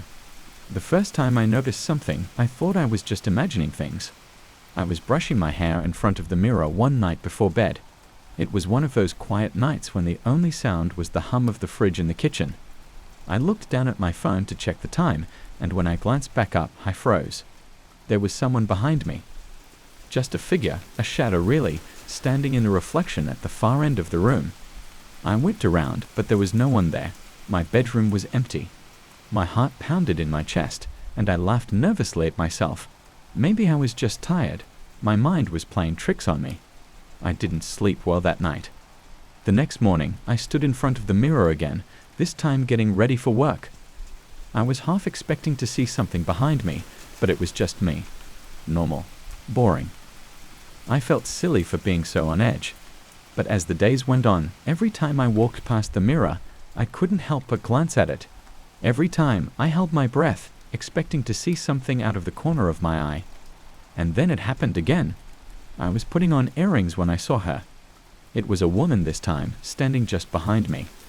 I could see her face, pale and expressionless. Her eyes were wide, too wide. I turned around quickly, but again nothing. No one. My skin crawled, a cold sweat breaking out along my neck. I stared back at the mirror, and the woman was gone just like that. But I wasn't imagining it. I knew I saw her. I started avoiding the mirror. It was ridiculous, but every time I walked by, my heart would race. I didn't want to see her again. I didn't want to see anyone standing there who shouldn't be. I covered it with a sheet, hoping that out of sight meant out of mind, but even that didn't stop the feeling. I felt watched, like there were eyes on me, always just over my shoulder. One night, after a few drinks to calm my nerves, I decided I had had enough. I was being irrational. It was just a mirror. Nothing more. I yanked the sheet off in frustration and stood in front of it. My reflection stared back at me, just me, looking tired and worn down. See? There's nothing there, I muttered to myself. But as I turned to leave, there she was again. The woman. This time, she was closer. Her face was clearer, twisted into something almost like a smile. But it wasn't a smile. It was wrong, too wide, too tight, like her face had been stretched. Her eyes. God, her eyes were too dark hollow. I turned around, but the room was empty. I couldn't breathe. My chest was tight, and I could feel the blood rushing in my ears. I backed away from the mirror, my eyes locked on the reflection, and that's when I noticed something horrifying. She didn't disappear when I looked away. She stayed, and she moved. She took a step closer in the reflection, but when I turned, nothing. I turned back to the mirror, and she was closer still, almost as if she was leaning over me. I screamed, stumbling backward until I hit the wall. My hands shook as I tried to calm down, to convince myself I was hallucinating, that I wasn't seeing what I thought I was seeing. I couldn't sleep that night. Every time I closed my eyes, I saw her face, those empty, soulless eyes staring back at me. I knew I had to get rid of the mirror, but something stopped me. Some deep, irrational part of me thought that if I got rid of it, whatever was in there would be free. And that thought terrified me more than anything. Days passed, and I didn't go near the mirror. I left it in my bedroom, covered it again, but I could still feel her presence. It was like she was waiting, biding her time. And then, things got worse. I started hearing things. At first, it was faint, whispers when I was trying to fall asleep, the sound of footsteps behind me when I was walking around my apartment. But it wasn't until one night, when I heard my own name, that I truly panicked. Lena, the voice whispered, soft and cold. Lena. It was her. I knew it was her. I didn't sleep that night, too afraid to close my eyes. Every time I blinked, I saw her. And the next day, I knew I couldn't stay there anymore. I packed a bag and stayed with a friend, but even then, I couldn't escape her. I saw her in every reflective surface, in the windows, in the bathroom mirror, even in the black screen of my phone. I couldn't live like this. So, after days of being haunted, I decided to confront her. It was insane, but I didn't have any other choice. I went back to my apartment, locked the door, and stood in front of the mirror, staring at my reflection. "Show yourself," I whispered, my voice shaky. "I know you're there." For a moment, nothing happened. Just me staring back at myself. And then she appeared, slowly, her face emerging from the shadows behind me. But this time, she wasn't just standing there. This time, her hands were on my shoulders in the reflection. I could feel her cold fingers digging into my skin, even though there was nothing behind me. I couldn't move. I was paralyzed, staring into those empty black eyes. She leaned in closer, her breath icy against my neck, though there was no breath in the room. "You're mine," she whispered. And then the mirror shattered. I collapsed to the floor, gasping for air, my heart pounding so loudly I thought it would burst. I scrambled to my feet, shards of glass crunching under my shoes. The mirror was destroyed, but I knew that wouldn't stop her. It was too late. She wasn't in the mirror anymore. She was with me. And now, as I sit here, writing this down, I can feel her watching me. She's behind me right now, her breath cold on my neck, her fingers brushing my skin. I don't know how much longer I can keep her at bay, but I know one thing for sure. She's never going to leave me. And if you're reading this, she might find you too. I should have never looked in that mirror. It all started when I was out exploring the woods behind my house, like I did every weekend. I'd always loved wandering around the trees, finding cool sticks, and looking for interesting things. My parents had warned me not to go too far, but I wasn't the type to listen. The deeper I went, the more exciting it felt. There was this sense of mystery that always pulled me further into the forest. I didn't think much could surprise me after all the years I'd spent out there. That's when I found it. It was just a rock at first, nothing special. I kicked it with my shoe, expecting it to tumble off to the side. Instead, it barely moved. I thought maybe it was stuck, so I crouched down to get a better look. It wasn't any bigger than my hand, smooth with a weird kind of shine to it. There was no way a rock that small should be so heavy.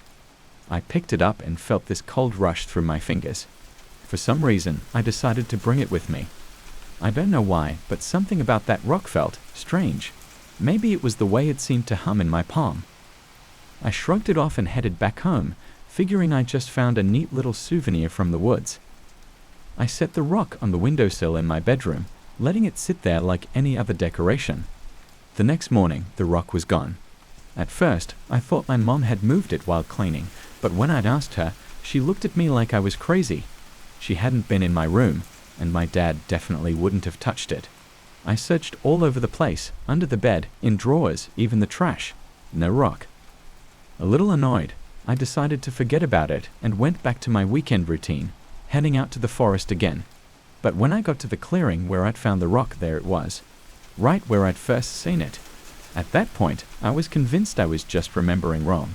Maybe I had left it in the woods after all. So I picked it up again, hefting it in my hand. It still had that odd icy feel to it, almost like it was pulling the warmth out of my skin. This time, I decided to put it in my backpack. No way it could disappear now. I zipped it up tight and walked home, confident I'd solved the mystery. That night, I checked the bag before bed, and the rock was still in there. Satisfied, I went to sleep. The next morning, the rock was on the windowsill again. My heart sank when I saw it. I hadn't put it there, and no one in my family had touched my bag. Something wasn't right. I opened my backpack, and sure enough, the rock was gone from inside. I didn't know what to think. How could a rock move on its own? I left it there this time. I didn't touch it or move it at all. Part of me didn't want to know what would happen if I did. But that night, as I lay in bed, I could hear something faint. It was a soft scraping sound, like stone being dragged across wood. My heart pounded as I turned on my bedside lamp. The rock was still on the windowsill, but it had shifted slightly, closer to the edge. I didn't sleep much after that. The next morning, I decided to test something. I grabbed the rock and took it as far into the woods as I could, far beyond the spot where I'd found it. I threw it into a stream and watched as it sank beneath the water, bubbles rising to the surface. I stood there for a while, waiting, half expecting it to float back up. But nothing happened. Finally, I felt some relief and went home. But that night, the scraping started again. I sat up in bed, my chest tight with fear. Slowly, I turned my head toward the windowsill. The rock was there, right where I'd left it that first day. My stomach churned, and I could feel sweat gathering on my forehead. How could it be back? How could it find its way home after I'd thrown it into the stream? The next few days, I tried everything. I buried it, I smashed it with a hammer, which did absolutely nothing, by the way, and I even left it in a neighbor's yard. But no matter what I did, it always came back. It didn't matter where I put it, the rock always found its way back to my windowsill. The scraping sounds grew louder at night, like the rock was dragging itself across the floor, inch by inch. I couldn't stand it anymore. I didn't tell anyone. What could I say? That a rock was haunting me. No one would believe that. Hell, I barely believed it myself, but I knew it was happening. I could feel its presence, the coldness it brought into my room. One night, I woke up to the sound of something tapping against the glass. It was so faint I thought it might be rain at first, but when I looked over, the rock wasn't on the windowsill anymore. It was pressed against the glass, as if something invisible was holding it there. My breath caught in my throat, and for a moment, I couldn't move. I couldn't scream. I couldn't do anything but stare. Then, slowly, the rock started moving on its own. It scraped down the glass, leaving a trail of frost behind it. I couldn't take it anymore. I grabbed the rock with both hands and ran downstairs, my heart pounding so hard I thought it might explode. I ran out into the night, not caring how dark it was, not caring where I went. I just wanted to get rid of it once and for all. I ran deep into the forest, far beyond the spot where I'd first found it. There was an old well in the middle of the woods, something I'd come across years ago. It was abandoned and covered with moss, but it seemed deep enough. I hurled the rock into the well and listened for it to hit the bottom. After what felt like forever, I finally heard a soft clink as it landed. I stood there, staring down into the darkness of the well. It was gone. I had finally gotten rid of it. But as I turned to leave, I felt something cold against my foot. I looked down and my blood ran cold. The rock was there, resting on the ground by my shoe, as if it had never left. I screamed, but it didn't help. I could feel the icy cold creeping up my legs, paralyzing me in place. The rock seemed to hum, louder and louder, until it filled my entire head.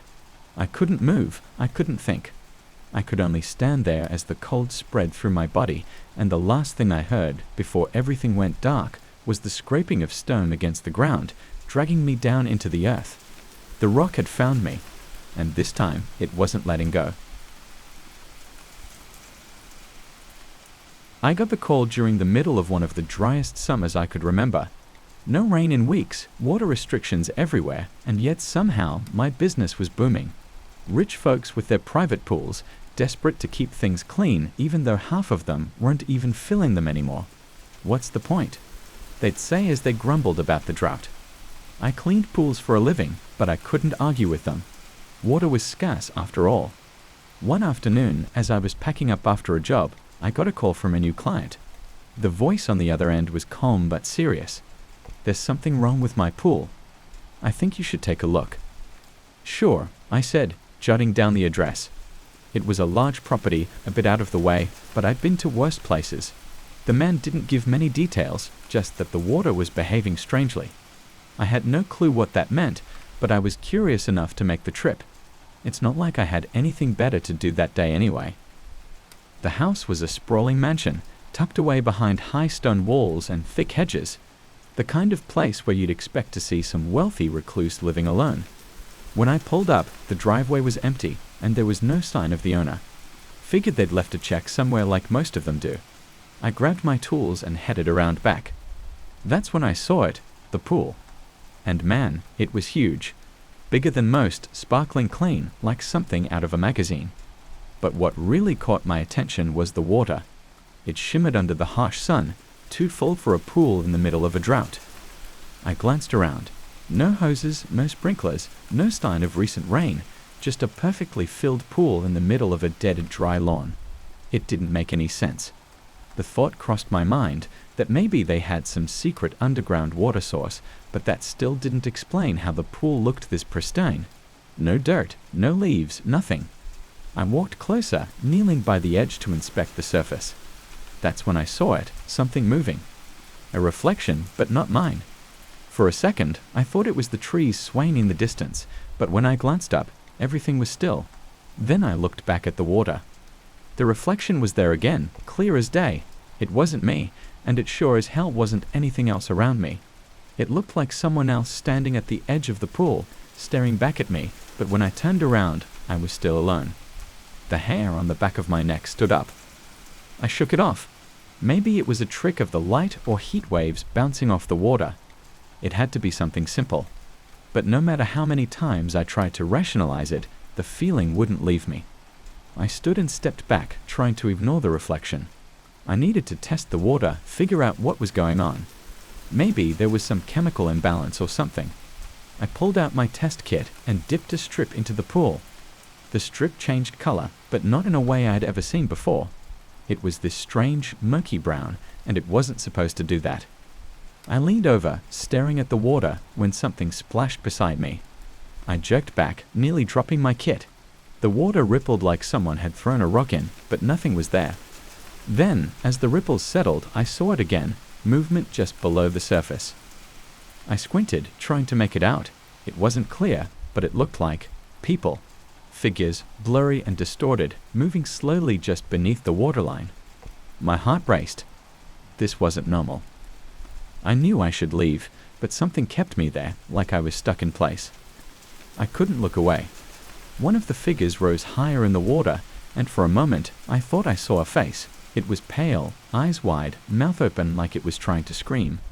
But there was no sound, just silence and the calm surface of the pool. My chest tightened. I stumbled back, nearly tripping over my own feet as I grabbed my gear and turned to leave. But as I reached the gate, the voice from earlier stopped me. "You're not finished yet."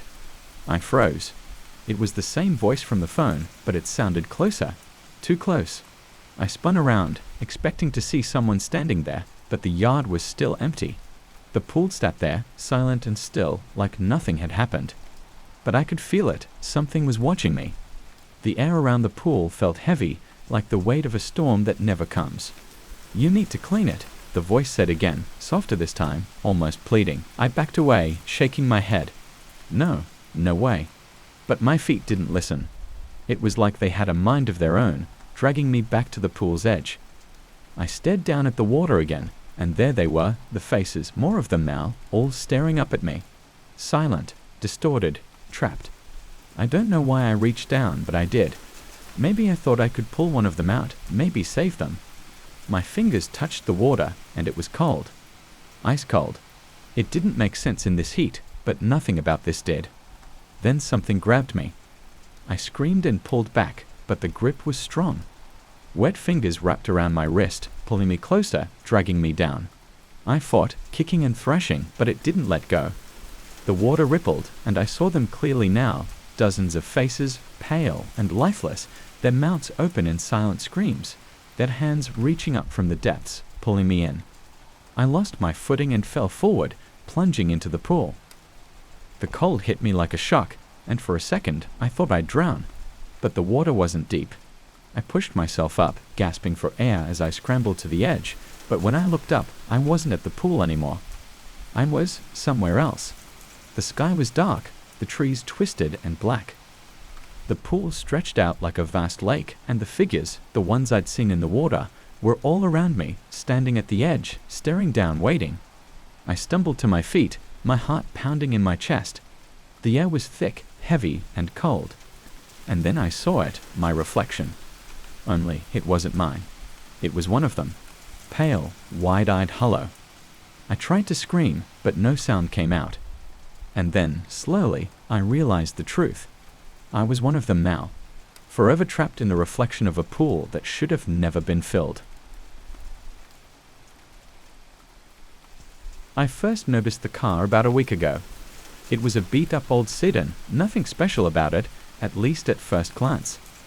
I don't even know what made me pay attention to it, but it was there, sitting at the corner near my office, just idling. At the time, I didn't think much of it. Cars stop all the time, right? But it was the first time I realized something was off when I drove home that night. I was merging onto the highway, the sun setting behind the mountains, casting long shadows across the road, and there it was again, that same car. Old, rust creeping along the edges of the doors, the faded blue paint chipping in places. But what really got to me, there was no driver. I remember staring at it in my rearview mirror, trying to convince myself I was just tired. Maybe there was a driver, and I couldn't see them from the angle I was at. I kept checking back as I drove, expecting it to switch lanes or turn off at some point, but it didn't. It followed me the entire way home. I parked in my driveway and sat in the car for a few moments, waiting to see if the sedan would pass by. It didn't. The street was empty. Maybe it was all in my head, I thought. Maybe I was just paranoid. The next day, I didn't see the car in the morning, and I told myself I was being ridiculous. Who sees a car without a driver anyway? It was just my imagination, playing tricks on me. But that evening, as I left work again, I saw it, parked right across the street, facing my building. It was almost like it was waiting for me. I felt a cold chill run down my spine. I walked faster to my car, my eyes darting around as if someone might jump out at any moment, but no one did. I told myself to stay calm, that I was overreacting. Yet as soon as I started my car and pulled out onto the road, there it was behind me. Same car, same empty driver's seat. This time, I couldn't ignore it. I made random turns, taking side streets, trying to lose it. I even ran a red light at one point, hoping it would stop, but no. It kept pace with me the whole time, never speeding up, never slowing down. Just there, always a few car lengths back. I couldn't shake it. When I finally got home, it disappeared again. No sign of it anywhere on my street. I ran into my house, locking the door behind me, heart pounding in my chest. I didn't sleep well that night, my mind racing with thoughts about what I had seen. What was happening? Why was this car following me? And more importantly, how was it driving itself? The next few days, the pattern continued. The car was always there, either parked outside my office or waiting for me on my drive home. I even tried staying late at work one night, leaving at midnight, hoping that maybe, just maybe, it wouldn't show up. But it did. That time, I got a good look. There was no driver, no shadow, no figure in the seat, nothing. It was completely empty, yet it followed me all the way home again. I confided in my friend Mike about it one night over a few beers. He laughed, saying I must be stressed out from work, maybe seeing things. But I knew what I saw. I wasn't crazy. I couldn't be. A few days later, it escalated. I was out running errands, just grabbing groceries, and when I came out of the store, the car was parked right next to mine. It had never been this close before. My skin crawled as I walked toward my car, keeping my eyes on the empty vehicle the whole time. I could feel it staring at me, though that was impossible. I hurried into my car and sped off, my heart racing. It wasn't following me this time, but that didn't make me feel better. I drove aimlessly for hours, not even sure where I was going, just needing to put distance between me and that thing. But when I pulled into my driveway later that night, it was there, parked in the shadows across the street, headlights off, engine silent. I couldn't take it anymore. I ran into the house, locking every door and window. My mind was a mess. What did it want? Why me? Why was it always there, like a ghost haunting me? I couldn't sleep that night. Every sound made me jump. The creak of the house settling, the wind against the windows, it all sounded wrong. I lay in bed, eyes wide open, waiting for something to happen. And then I heard it. A low rumbling outside. I got out of bed and went to the window, peeking out from behind the curtains. My heart nearly stopped. The car was in my driveway, its headlights flickering on and off. I couldn't see inside, but I knew it was empty. I could feel it watching me, waiting. I backed away from the window, my pulse pounding in my ears. I grabbed my phone, my hands shaking as I dialed 911, but before I could hit the call button, the lights turned off. I froze. The rumbling stopped. The car was gone. Just like that. The next day, I called in sick to work. I didn't leave the house, didn't even step outside. I kept checking the windows, expecting to see it parked somewhere nearby, but it never showed up. For the first time in days, I felt a small sense of relief. But that night, as I lay in bed, the rumbling started again. I shot up, grabbing a flashlight, and went to the window. This time, the car wasn't in the driveway. It was right in front of my house, engine running, lights on. I couldn't take it anymore. I ran downstairs, throwing open the front door. "What do you want?" I shouted into the night. The car didn't move. The engine idled, the headlights casting long, eerie shadows across the street. I walked toward it, my heart pounding, hands trembling. I had to know. I had to see for myself. Maybe there was a driver after all. Maybe I was just losing my mind. I reached for the door handle, hesitating for a second before yanking it open. The car was empty. No driver. No nothing. Just the cold, worn-out interior, the seatbelt hanging loosely over the passenger seat. I backed away, my breath catching in my throat, and then the car lurched forward, the engine revving loudly. It was coming for me. I ran back toward the house, the car speeding up, its headlights blinding me. I barely made it through the door, slamming it shut just as the car crashed into the porch, shaking the entire house. I stood there panting, my back pressed against the door. And then it was gone. The car vanished as suddenly as it had appeared, leaving only silence in its wake. But it wasn't over. The next day, I found it parked down the street, just sitting there waiting. It's still out there watching. I don't know how long I can keep running from it. The car has no driver, no soul. But it's alive, in some way I can't understand. And I know it's coming back for me. Soon. The radio was covered in dust when we found it, hidden behind a pile of old boxes in the corner of the basement. Emma and I had been cleaning out the house all day, and by the time we discovered the thing, we were both exhausted. It wasn't anything special at first glance, just a vintage radio, the kind you'd see in black and white movies. It had that old-fashioned, boxy look with big dials that clacked when you turned them. But something about it drew us in. It felt out of place, like it had been waiting for us. "Do you think it still works?" Emma asked, brushing off the dust with her sleeve. "I don't know. Let's plug it in and see." The basement had an outlet nearby, probably the first time anyone had used it in years. The second the radio clicked on, a low hum filled the room. Static buzzed through the speakers, but as I turned the dial, something odd happened. Instead of more static or dead air, a voice cut through the noise, crackling but clear enough to understand. "This just in reports of a devastating fire downtown. The blaze is expected to spread quickly. Authorities urge everyone to evacuate immediately." Emma shot me a look. "Did they just say there's a fire downtown?" I shook my head. No way, that can't be right. The station must be playing old news or something, probably from the 60s or 70s. But something about the way the announcer spoke didn't sit right with me. His voice sounded too clear, too immediate. Emma grabbed her phone and checked the local news. There's nothing about a fire, she said, scrolling. Must be a mistake. We shrugged it off, thinking it was just an old recording, or maybe the radio was picking up some random station from the past. We laughed about it and went back to cleaning, leaving the radio on as background noise. But then the same voice came back on the air. Attention, all citizens. The fire has spread to several blocks.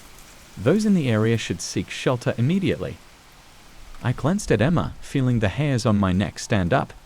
That sounded pretty specific. She frowned, still staring at her phone. There's nothing. No reports, no warnings. It's like it's not even happening. I walked over to the radio and twisted the dial again, trying to find something more familiar, anything that wasn't weird emergency reports. I stopped on a music station, old swing music playing like we'd tuned into the 1940s. It was kind of fun for a second until the announcer's voice interrupted again. Breaking news. A massive fire is tearing through downtown. Please avoid the area at all costs. We both froze. The music cut off, leaving only the sound of crackling static. Emma slowly lowered her phone, her face pale. I think we should go check outside, she said quietly. We ran up the stairs and stepped out onto the porch. The sky was clear, the air still. No smoke, no sirens, nothing to suggest a fire raging anywhere nearby. But something felt off, like the whole world was holding its breath. We both stared at the skyline for a few moments, waiting for something to happen. Nothing did. We went back inside, unsettled but not wanting to admit we were freaked out.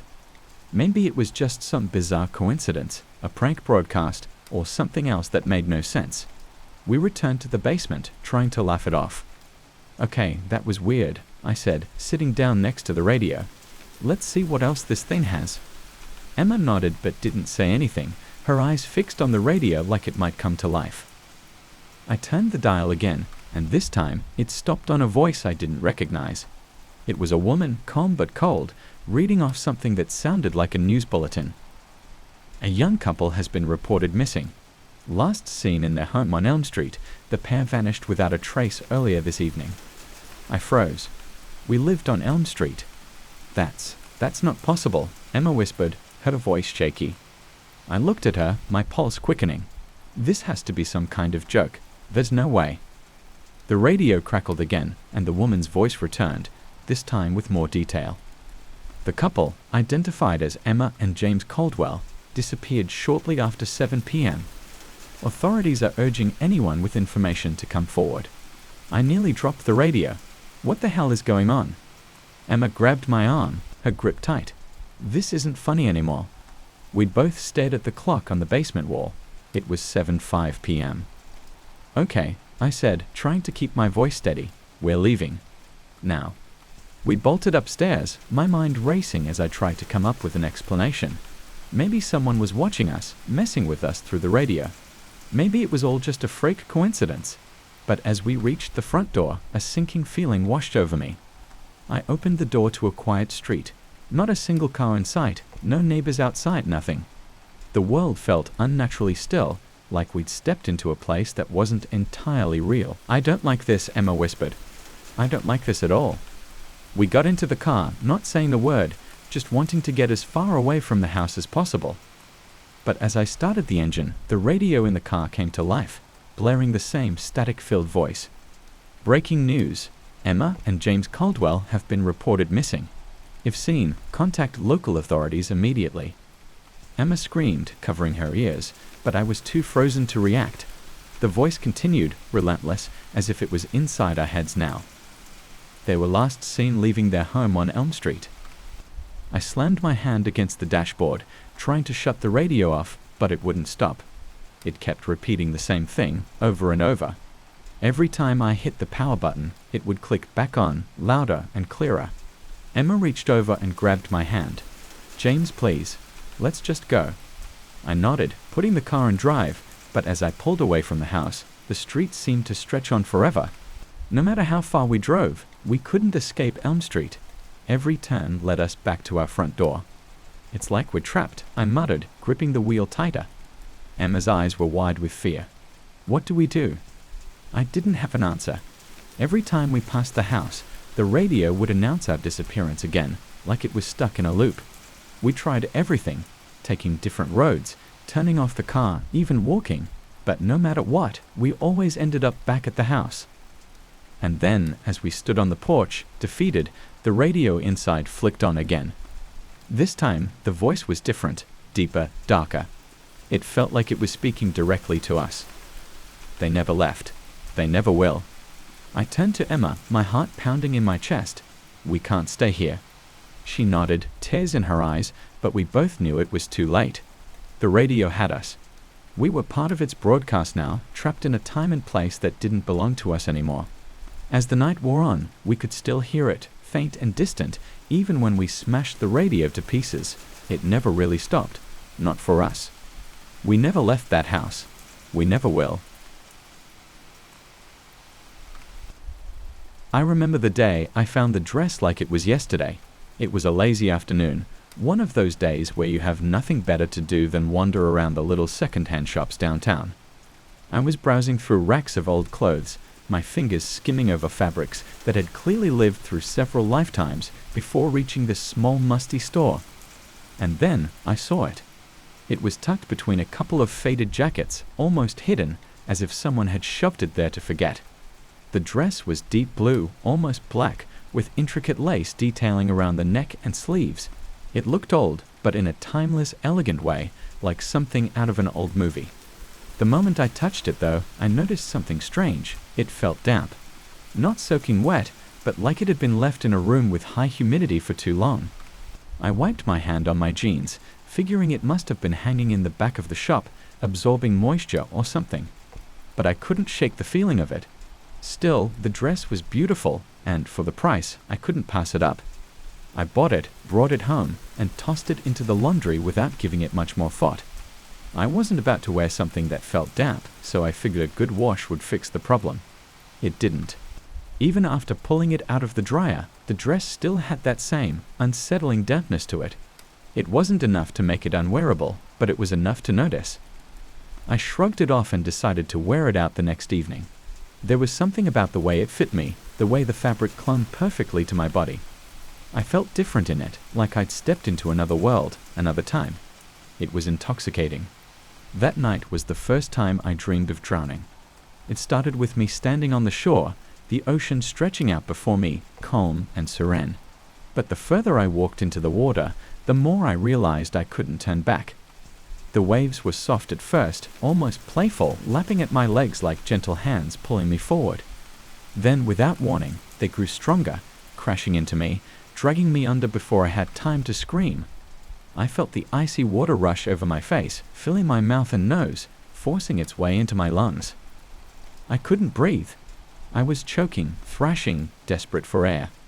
My limbs felt heavy, like lead, like I was being weighed down by something unseen, pulling me deeper, deeper into the cold, dark depths. I woke up gasping, my heart pounding like I'd actually been under the water. My sheets were tangled around me, damp with sweat, or at least I thought it was sweat. But when I sat up, I realized my nightgown, the one I'd thrown on after coming home, was wet. Not damp. Wet. I peeled it off, confused and shaken, and tossed it into the laundry basket. I didn't think much of the dream at first. It was unsettling, sure, but everyone has bad dreams sometimes, right? But it kept happening. Every time I wore that dress, I had the same dream. Only it got worse. The waves grew taller, more violent, and the feeling of being pulled under got stronger. Each time, I felt like I was sinking deeper, losing myself in that endless black water. One night, I woke up coughing, water pouring from my mouth. Not just sweat, water. It soaked my pillow, my sheets, everything. I sat up, gasping for air, my heart racing in my chest. I tried to rationalize it, telling myself I must have knocked over a glass of water in my sleep or something. But there wasn't a glass on the nightstand. There wasn't anything to explain it. That was when I started to realize the dress wasn't just a piece of clothing. Something was wrong with it, really wrong. I decided to take it back to the shop. The idea of wearing it again made my skin crawl, but when I arrived, the shopkeeper looked at me like I was crazy. He didn't remember ever selling me the dress, and when I asked where he'd gotten it, he just shrugged and said he had no idea. Things just show up, he told me. People drop stuff off all the time. Frustrated, I left, but I didn't stop thinking about the dress. I couldn't. It was like it had rooted itself in my mind, creeping into every thought, every quiet moment. The dreams kept coming too. Night after night, I drowned in that freezing water, and every time I woke up, I felt like I'd been there for real, like I'd barely escaped with my life. I knew I needed to get rid of it, but every time I tried, something stopped me. I'd put it in a bag to take to the donation center, only to find it back in my closet the next day, hanging there as if I'd never touched it. I even tried burning it once, but it wouldn't catch fire. The fabric wouldn't tear, wouldn't fray. It was like it was indestructible. One night, I decided enough was enough. I wasn't going to let some old dress control my life.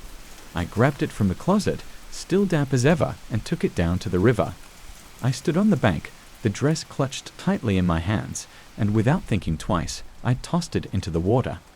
I watched it sink, the fabric billowing like dark smoke as it was swallowed by the current. But as I turned to leave, I felt it. The weight of the dress, soaked and heavy, draped over my shoulders like a cold embrace. I screamed and flung it off, but it was too late. My legs gave out beneath me, and I tumbled into the river. The water was freezing, biting into my skin as it rushed over me. The current was stronger than I'd imagined, pulling me down into the depths. I tried to fight, tried to swim, but my limbs wouldn't move.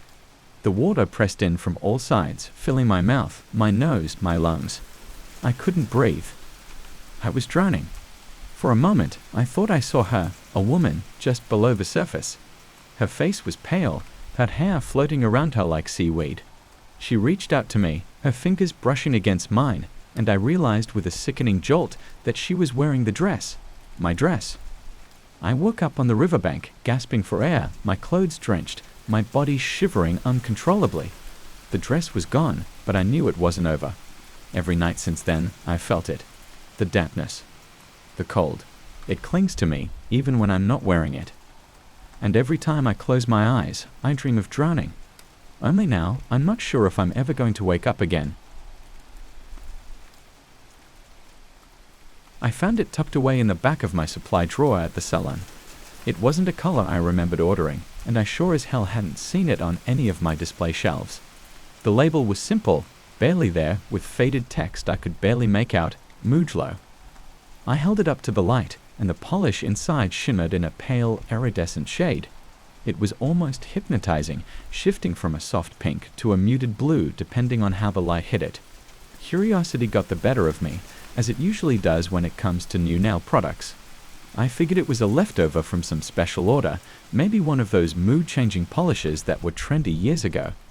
But something about this bottle felt different. I couldn't put my finger on it. My first client that day was Tessa, one of my regulars. She came in every 2 weeks, without fail, to get her nails redone. She was a pretty quiet girl, always polite but distant, like she had a million things on her mind.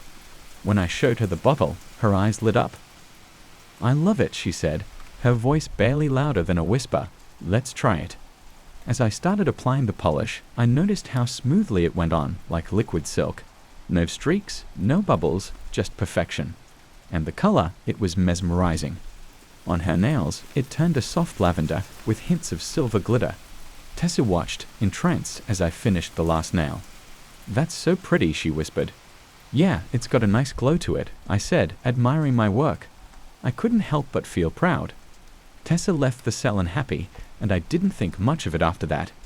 It wasn't until she came back a week later that things started getting strange. She walked in with a troubled look on her face, clutching her purse tightly. Her nails had darkened. What was once a delicate lavender had turned into a deep, stormy purple, almost black. I blinked, thinking maybe she'd accidentally used some other polish to cover it up, but Tessa swore she hadn't touched them. "I haven't done anything to them," she said, her voice shaky. "They just changed." I couldn't explain it. I tried to laugh it off, saying maybe it was a chemical reaction or something, but the look in her eyes told me she wasn't buying it. I redid her nails with a different polish that day, and she left, but something about the whole thing stuck with me. More clients started asking for the mysterious polish. Word had spread, I guess, and everyone wanted to try the magic mood polish. I applied it to a few more people, and each time the results were the same. The polish started out bright, cheery colors, soft pinks, warm oranges, vibrant greens. But as the days passed, those colors darkened. The pinks turned crimson, the oranges burned to deep amber, and the greens became a sickly forest shade. Each client came back with the same story. It's like it's reading my mind, one woman had said, staring down at her now burgundy nails. The darker they get, the worse I feel. Another client, who usually came in bubbly and chatty, slumped into my chair one day, her nails as black as night. She didn't speak the whole time I redid them, just stared blankly at the floor. At first I tried to brush it off. Stress, maybe. People go through things. But the polish, it felt like it was alive, feeding off their emotions, amplifying them. And as the colors darkened, their moods seemed to spiral into something darker too. It wasn't until the night I decided to try the polish on myself that I realized how wrong I was. I had a quiet evening at the salon, no appointments, just me and the soft hum of the fluorescent lights. I sat at my station, staring at the bottle of Mood Glow. It shimmered innocently under the light, that same shifting iridescence I'd first noticed. I should have thrown it away. I should have tossed it out the window, let the bottle shatter into 1,000 pieces. But instead, I unscrewed the cap and painted it on my own nails. The moment the brush touched my skin, I felt it. A cold, creeping sensation, like a sliver of ice crawling under my fingernails. The color shifted, a soft rose at first, pretty, harmless. But the feeling lingered, something heavy pressing down on my chest. For the next few days, I tried to ignore it. I convinced myself it was just in my head, that the polish couldn't actually be affecting my mood. But as the days went on, I felt off. Little things started to get under my skin. Annoyances became full-blown irritations, and then the anger came. It was subtle at first, just a simmering frustration at everything around me. But then, one morning, I woke up with my hands shaking, and I couldn't explain why. I glanced down at my nails, and my heart sank. The soft rose had darkened, turned into a deep maroon. And the polish, it wasn't just on my nails anymore. It had spread, like veins of black creeping out from the edges, wrapping around my cuticles. I scrubbed at them, tried to remove the polish with acetone, but it wouldn't budge. It was like it had fused with my skin. The salon felt different after that. Darker. Quieter. The clients who came in didn't laugh or chat like they used to. They sat in my chair with blank expressions, their nails slowly turning shades of black and gray as the days passed. And I felt trapped. Trapped inside my own body, my mind clouded with thoughts I couldn't control. The polish had latched onto me, like a parasite feeding off my emotions, and no matter how hard I tried, I couldn't stop it. Then Tessa came back. Her nails were completely black, the polish cracked and peeling at the edges. She didn't look like herself anymore. Her eyes were hollow, dark circles etched into her pale skin. She sat in front of me, silent, her hands trembling as she placed them on the table. "I can't take it off," she whispered, her voice barely audible. "It won't come off." I didn't know what to say. I couldn't admit that I was going through the same thing. That every time I looked in the mirror, my own reflection felt like a stranger, someone darker, more twisted. "I don't know what's happening," she continued, tears welling up in her eyes. "It's like it's changing me." I glanced down at her nails and felt a cold dread settle in the pit of my stomach. They were more than just black. There was something moving beneath the surface, a swirling shadow that pulsed with each beat of her heart.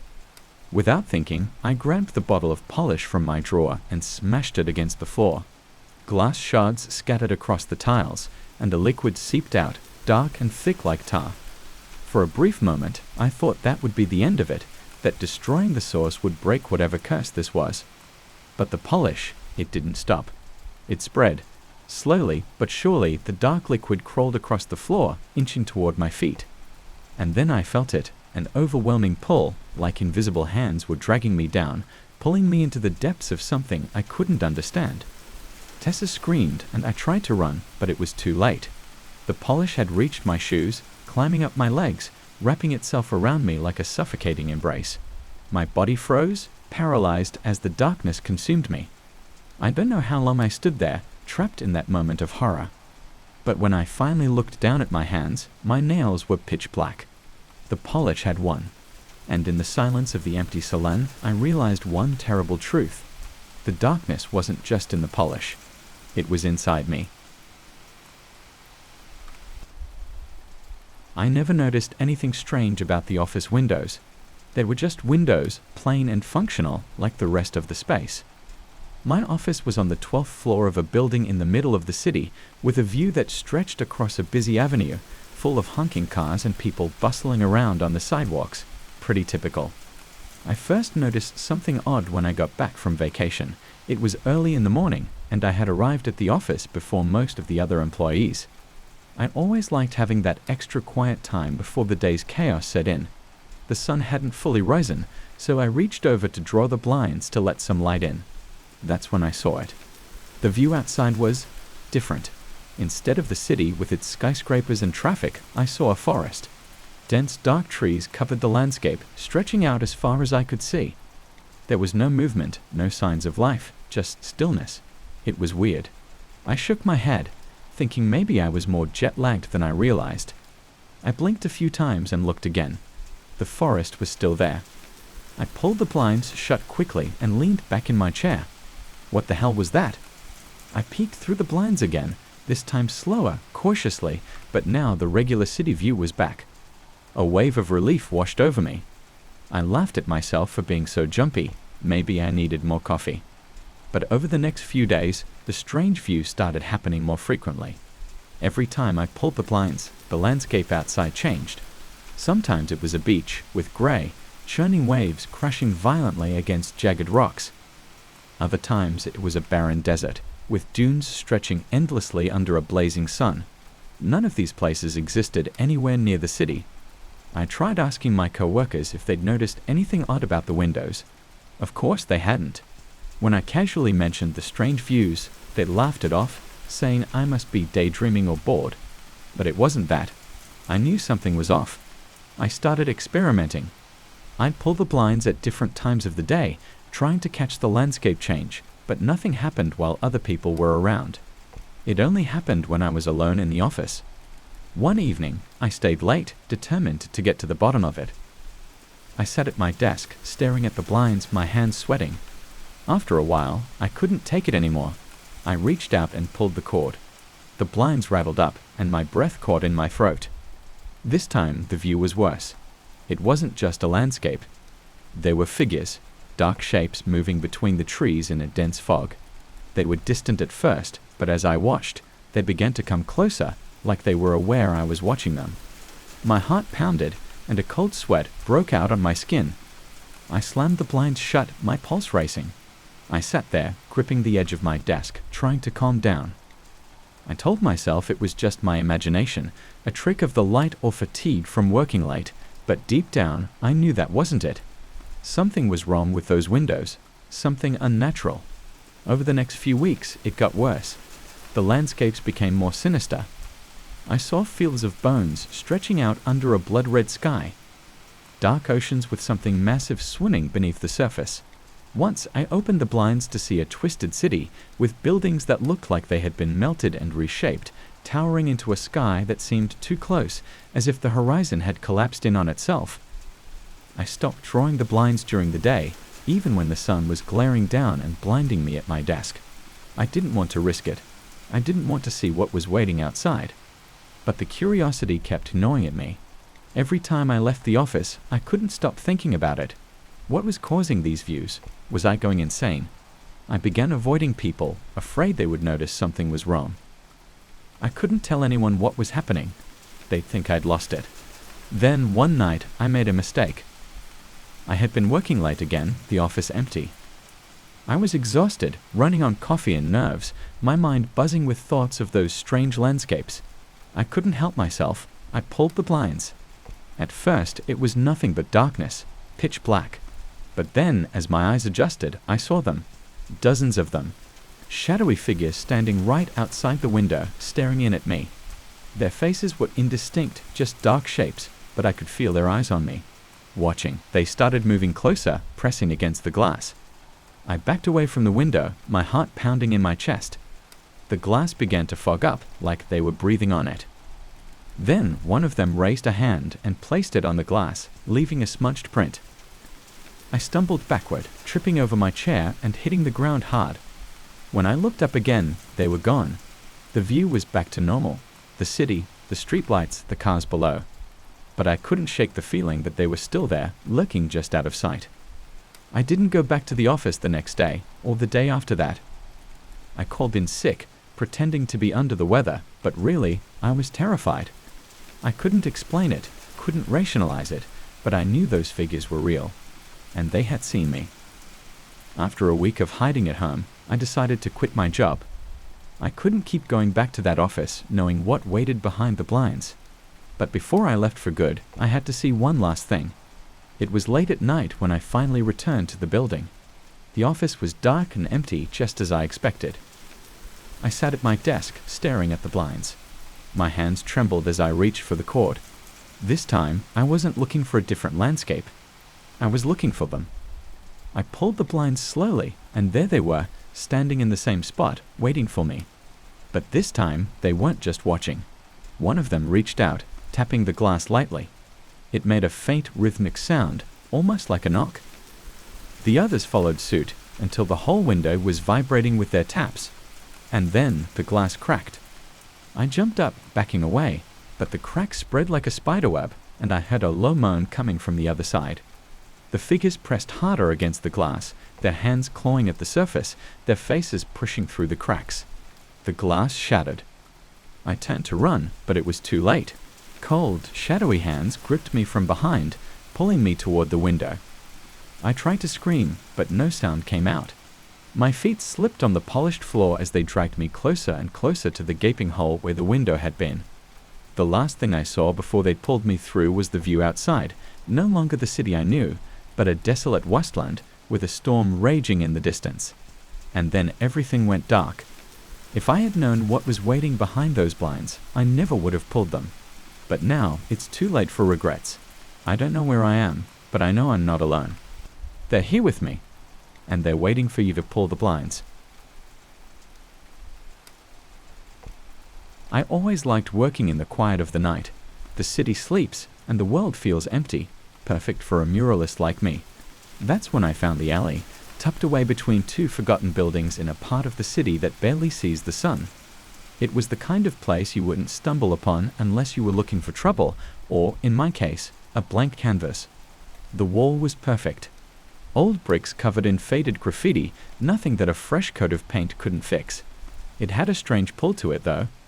As soon as I stood in front of it, I knew I had to paint something.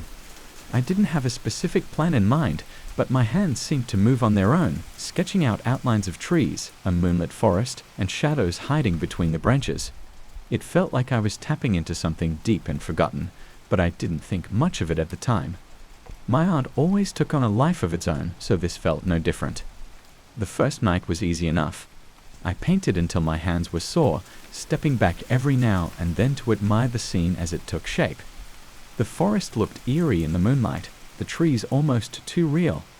I couldn't explain it, but I felt like something was watching me from within the mural. I shook off the feeling, packed up, and left the alley behind for the night. The next evening I returned, ready to continue where I'd left off. But something was off.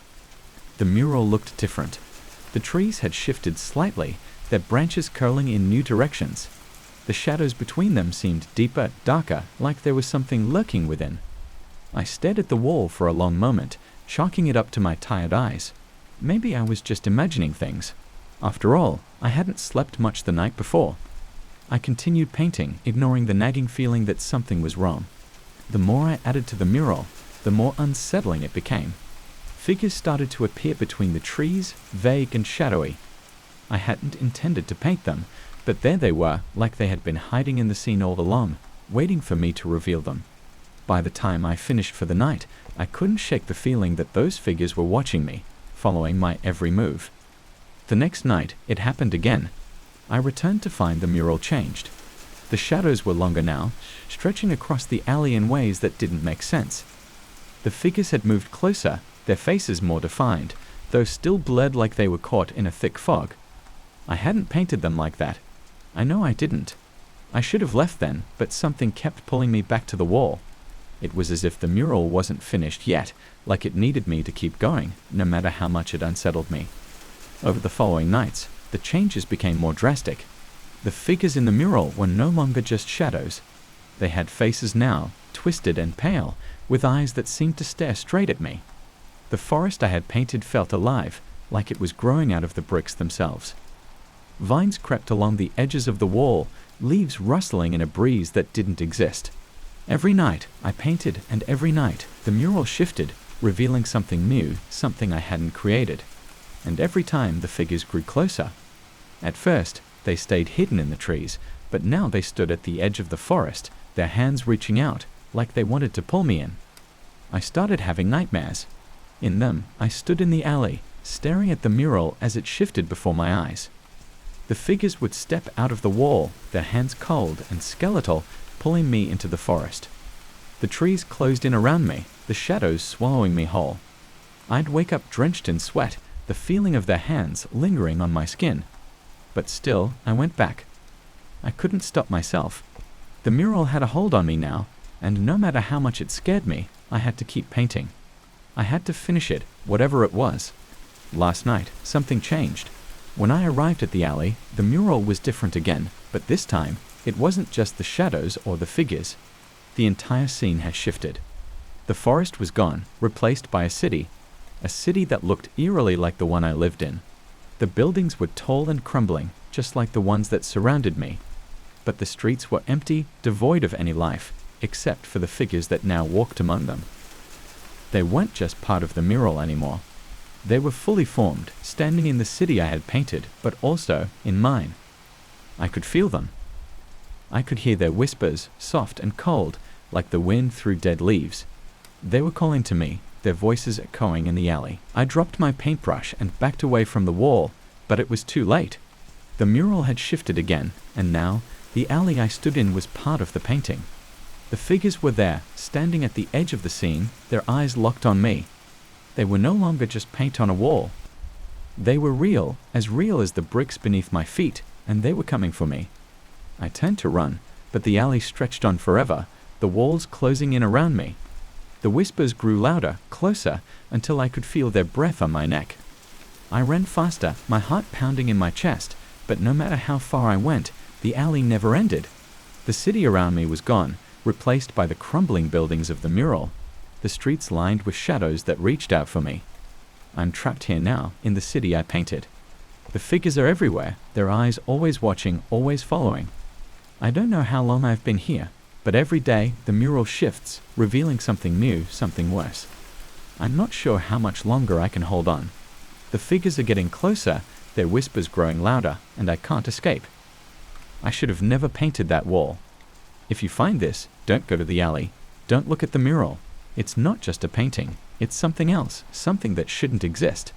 And once you see it, it sees you too. And it will never let you go. The first letter arrived on a Tuesday. I didn't think much of it at the time, just a plain white envelope with my name on it. No stamp, no return address, nothing. I figured it was just a mistake. But when I opened it, I found a single sheet of paper inside. The handwriting was strange, kind of familiar, but shakier. It said, "Stay away from the intersection of Maple and Birch tomorrow after school." That was it. No explanation, no signature. It was weird, but I tossed it aside and didn't give it much thought. Maybe someone was playing a prank on me. The next day, I walked home from school like usual. My route passed right by Maple and Birch, and for some reason, I hesitated. I stood there for a second, looking down the street. I couldn't shake the feeling that something was off. It wasn't until I heard the screech of tires and the sound of metal crashing that I realized why. A car ran the red light, slamming into another one right where I would have been if I hadn't paused. I stood there frozen, staring at the wreck. If I hadn't stopped for just a second, I don't even know what made me stop. The letter flashed in my mind. I felt sick. That night, I couldn't sleep. The letter kept creeping into my thoughts. Who had sent it? And why would they know what was going to happen? The next morning, I checked the kitchen table where I'd left it, but it was gone. I never told my parents about it. Something about it felt too strange to explain.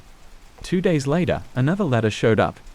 This one was taped to my bedroom window. It read, "Don't talk to Jess about the accident." Jess was my best friend. She had seen the crash too, but we hadn't talked about it yet.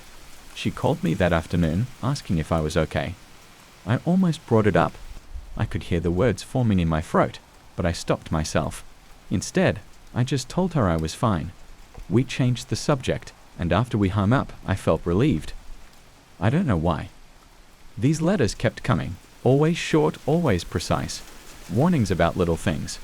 One told me to avoid a tree in the park because it was going to get struck by lightning. It did. Another said to skip my soccer practice because something was going to happen. Sure enough, the gym roof caved in that day. Whoever was sending these letters knew everything before it happened. I should have been freaked out, but I got used to it. It became part of my routine, another letter, another warning, and I would do what it said. The weirdest part was that each letter looked more familiar than the last.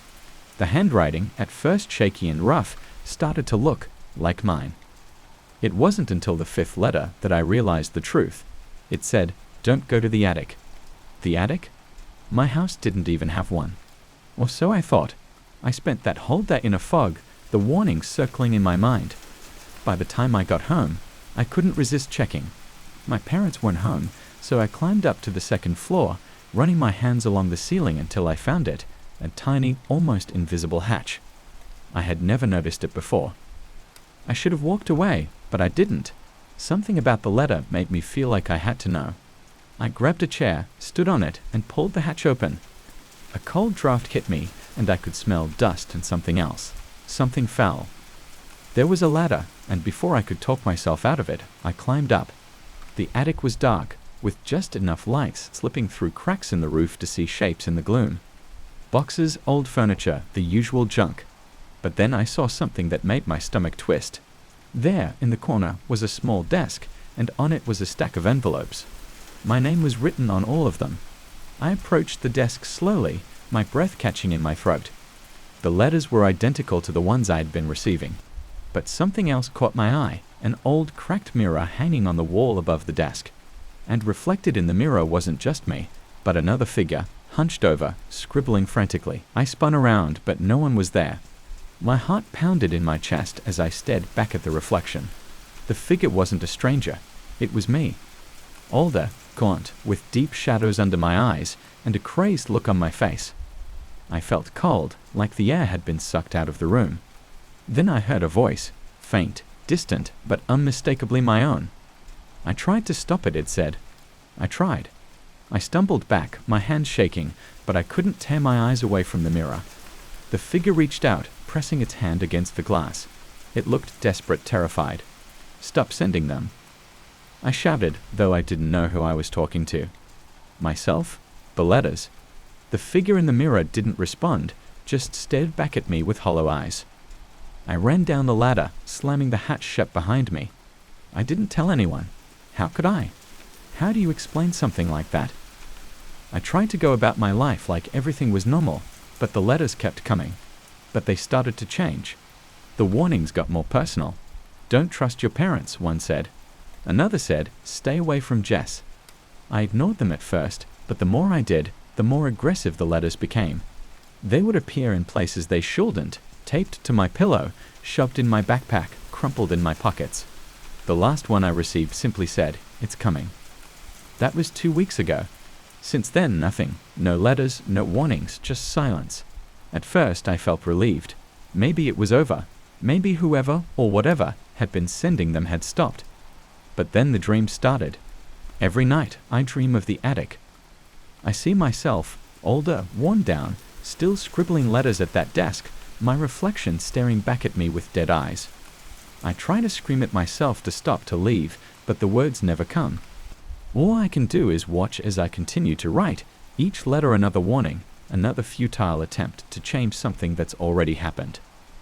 And then I wake up, drenched in sweat, only to find the same reflection in the mirror by my bed, older, hollow, desperate. I don't know what's coming.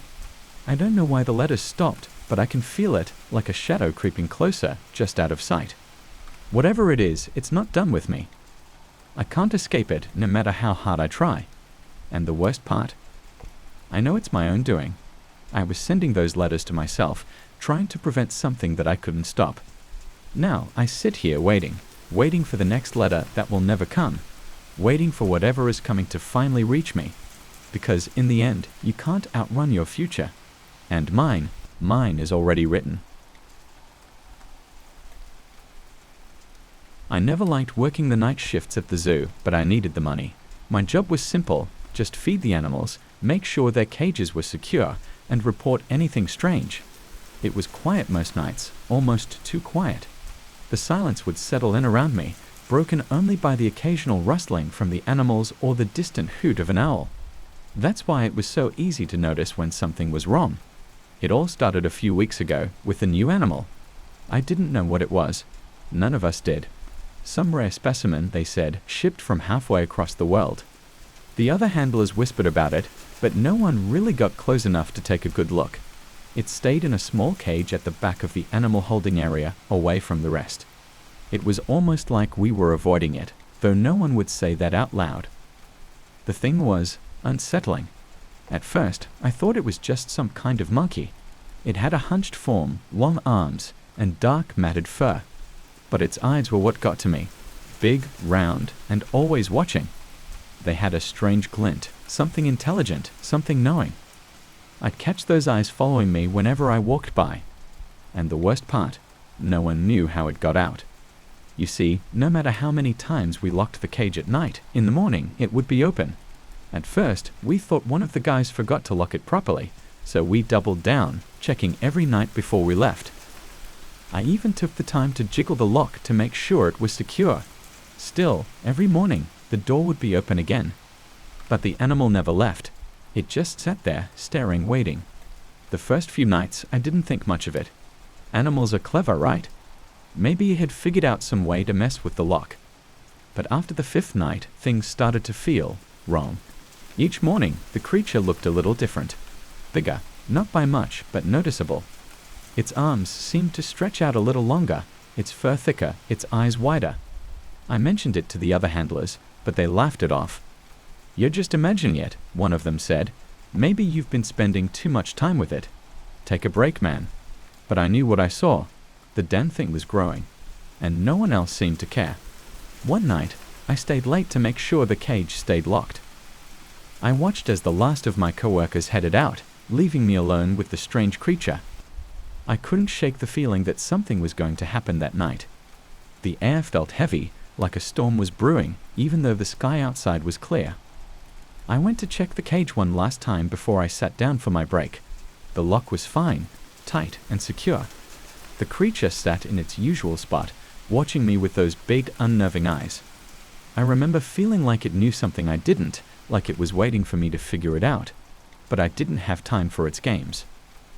I sat down in the break room, barely 10 minutes passing before I heard a loud clang from the back. My heart jumped into my throat. I grabbed a flashlight and hurried over to the holding area. The door to the cage was wide open, but the creature wasn't inside. It was standing. It stood in the middle of the room, staring at me with those cold, gleaming eyes. It was larger than I had ever seen it. Its body now towered over me, its fur almost brushing the ceiling. Its hunched posture was gone, replaced by something more upright, more human. But those eyes, they were still the same. I stumbled back, my hands shaking as I tried to shine the flashlight on it. The thing took a step forward, its long arms hanging at its sides, dragging the floor. I don't know why, but I couldn't move. My feet were frozen to the ground, my heart pounding in my chest like a drum. "What? What are you?" I whispered, my voice barely audible. The creature didn't respond, but I swear I saw its lips curl into a twisted grin. It kept growing, its bones creaking and popping as it stretched taller, broader, more monstrous. I don't know how long I stood there, but it felt like an eternity. Finally, something snapped inside me, and I turned to run. My legs felt like jelly, but I managed to stumble out of the room, slamming the door behind me. I could hear it moving, slow and deliberate, its footsteps echoing through the holes. It was following me. I ran through the zoo, past the empty cages, past the animals that watched in silence as I fled. My mind raced, trying to make sense of what was happening. There was no way that thing was just some animal. It was something else, something wrong. I could feel it getting closer, its presence pressing down on me like a weight. I reached the exit and slammed into the gate, my hands fumbling with the keys. Behind me, the footsteps stopped. I glanced back, my heart skipping a beat. The creature stood at the edge of the shadows, just beyond the gate, its eyes glowing in the darkness. It didn't move. It didn't have to. I knew it was only a matter of time before it found me again. I had locked the gate behind me, but deep down, I knew that wouldn't stop it. Nothing would. I didn't go back to the zoo the next day, or the day after that. I couldn't bring myself to face that thing again, but I couldn't escape the feeling that it was still growing. Every night I'd dream about it, its eyes, its grin, its twisted form. And every morning I'd wake up with the same thought. It's still out there. The zoo called me, asking why I hadn't shown up for work. I didn't answer. What could I say? That I'd been chased by a creature that shouldn't exist. That I was terrified it would find me. They'd think I was crazy. But I knew the truth, and it haunted me. A week passed before I heard the news. The zoo had been shut down. There'd been an accident, they said. Some kind of animal attack. But they wouldn't say what had caused it. They didn't have to. I knew. I don't know where that thing is now. Maybe it's still locked up, waiting for its chance to escape again. Maybe it's out there, somewhere, growing, changing, becoming something worse. Something unstoppable. And all I can do is wait. Wait for the day it finds me. Because I know it will. It always does. I keep checking the locks on my doors, but deep down, I know they won't hold. We moved in on a rainy Sunday. It was a tired sort of move, the kind where you're more focused on getting the boxes inside than the place itself. The house was big, older than it looked in the listing, with a sagging porch and paint that peeled in places. But the price was right, and with 2 kids running around, we needed more space. Plus, it came with a bit of a story, and I've always been drawn to places like that. The previous owner, a guy named Mr. Granger, had disappeared about 5 years ago. No one really knew what happened. One day, he just vanished. The police searched the place, asked the neighbors, but nothing turned up. People assumed he just left town, though the house had been locked from the inside. The realtor brushed it off, said it was just a case of someone wanting a fresh start. I wasn't superstitious. People leave all the time. Houses don't hold memories, they just hold stuff. Old furniture, worn floors, faded wallpaper. And that's all it was. Stuff. The first night felt strange though. You know that uneasy feeling of being somewhere new. I chalked it up to that, the unfamiliar creaks of an old house settling. The wind tapped against the windows, and the floorboards groaned now and then, but it didn't seem like anything unusual. The kids slept fine, and my wife, Sarah, was out like a light. It wasn't until the next morning that I noticed something odd. I had planned to go to the store to pick up a few things we needed, milk, eggs, those kinds of essentials. But when I went to the front door, it wouldn't open. I mean, it wasn't locked or stuck, it just wouldn't open. I yanked on the knob, harder than I should have, but it didn't budge.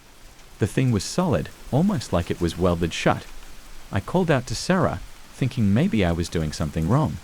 She came over, gave it a try, and looked at me with a puzzled expression. "What's up with this door?" she asked, her voice a mix of confusion and annoyance. "I don't know. Must be warped or something." I laughed it off, trying to ease the weirdness of the situation. "I'll check the back door." Same thing. It didn't open. Neither did the side door or any of the windows for that matter. I even tried smashing one of the smaller windows in the laundry room, but the glass didn't crack. It felt like trying to punch through solid steel. "Is this some kind of joke?" Sarah asked, her voice trembling just a bit. I wasn't laughing anymore. No joke. I'll call someone. But the thing is, the phone didn't have service. It wasn't even ringing through to voicemail. I checked the signal, tried restarting it. Nothing. The landline, which we hadn't planned to use, was dead too. And that's when the panic started to creep in. We were trapped. It didn't make sense. The house was old, yeah, but we weren't living in some horror movie. We were in a nice neighborhood, for God's sake. People knew we were here. The kids' schools had our address. The postman had seen us. It wasn't like we could just disappear. By the third day, the strangeness became undeniable. The house, it changed. Rooms shifted. The kitchen, where I could swear I made breakfast that morning, suddenly had the dining room chairs in the wrong spots.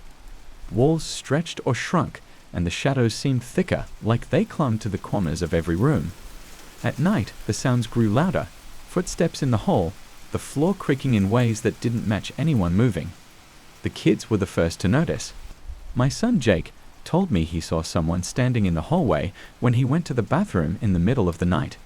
He was pale as a sheet when he told me, and Jake wasn't the kind of kid who scared easily. Sarah tried to reassure him, but I could see it in her eyes. She was freaked out too. I was starting to get desperate. I tried everything, prying the doors open, throwing furniture at the windows. Nothing worked. We couldn't even get as much as a crack in the glass. And then came the knocking. It started late at night, just after midnight. At first, I thought it was coming from outside, like someone was at the door. But when I went to check, there was no one there. The sound was closer. It was coming from the walls. I followed the sound, my heart racing, listening to the rhythmic thudding. It seemed to move, like someone knocking from inside the walls, crawling through the house. Every time I'd get close, it would stop, only to start again somewhere else. Sarah begged me to leave it alone, but I couldn't. I had to know. I had to understand what was happening. On the 5th day, the power went out. The lights blinked off in the middle of dinner, plunging us into darkness. The kids screamed, Sarah nearly dropped her plate, and I fumbled around, trying to find a flashlight. But the darkness in the house felt thick, like it was swallowing us up. The walls creaked, and I heard that dad knocking again, louder this time. I swore I heard whispers too, faint and muffled, like someone was talking just out of reach. The air grew cold, and a chill settled into my bones. I ran from room to room, my heart pounding, trying every door, every window again, but nothing opened. We were sealed in, trapped by some force I couldn't see, couldn't understand. And then something appeared. In the dim glow of the flashlight, I saw it, a shadow moving at the far end of the hall. At first, I thought it was a trick of the light, but then it moved again, closer this time. My breath caught in my throat as I saw a figure standing there, half hidden in the dark. It wasn't just a shadow, it was a person. "Who are you?" I whispered, my voice trembling. The figure didn't respond. It just stood there, watching, silent and still. I felt Sarah's hand grip my arm, pulling me back. "We have to get out of here," she whispered, her voice barely audible. But I didn't know how. Days blurred together after that. We stopped keeping track of time. The kids were terrified, clinging to us at all hours. We hardly slept, afraid of what might happen if we closed our eyes. The figure appeared every night now, just standing there watching us. It never moved, never came closer. It just watched. And the knocking, it never stopped. It grew louder, more frantic, like someone was desperately trying to get out from inside the walls. I began to wonder if that's where Mr. Granger had gone. Was he still here, trapped, knocking on the walls, begging for release? One night, when the knocking was almost unbearable, I grabbed a hammer and started hitting the walls. I tore through the plaster, desperate to find whatever was making that sound. But all I found was more wall. No space, no hidden rooms, just solid wood and brick. On the 7th day, we gave up. Exhausted, scared, hopeless, we sat together in the living room, waiting for whatever was going to happen next. The knocking grew louder, the figure appeared again, and I knew, deep down, I knew we weren't getting out. We hadn't moved into this house. It had moved into us, and it wasn't letting go. We tried the doors one last time. They still wouldn't open. I've been a forensic linguist for over a decade, and I've seen plenty of strange scripts, dead languages, and even codes designed to confound the sharpest minds. But this one was different. It started when I was sent a file with a series of symbols found at a crime scene. They were etched into the walls of an abandoned warehouse where a string of murders had taken place, grisly, unexplainable murders, the kind that leaves seasoned detectives sick to their stomachs. The first time I laid eyes on the symbols, I got a strange feeling. They didn't belong to any language I knew, and that's saying something. They weren't hieroglyphs, not cuneiform, not even the twisted characters of a code cipher. They just sat there on the paper, as if daring me to understand them. Naturally, I got to work. I had a deadline, and the police were eager for results. I opened up my notebook and started jotting down some basic observations. Line curvature, the possible evolution of each symbol, pattern recognition. That's when it first happened. As soon as I put my pen to paper, a new symbol appeared. Not in the file the police sent, but in my own notes. It was faint, almost like a smudge of ink at first. But then, right in front of me, it took shape. A perfect match to one of the symbols in the file, but one I hadn't written. I figured I must have been tired. Maybe I had accidentally smeared the ink or traced the symbol in my subconscious. Either way, I dismissed it, but that didn't last long. The next day, more symbols appeared. Every time I tried to write down what I thought the symbol might represent, the notes would shift. My original interpretations were replaced with unfamiliar characters. I thought maybe I was hallucinating, that I was overworking myself.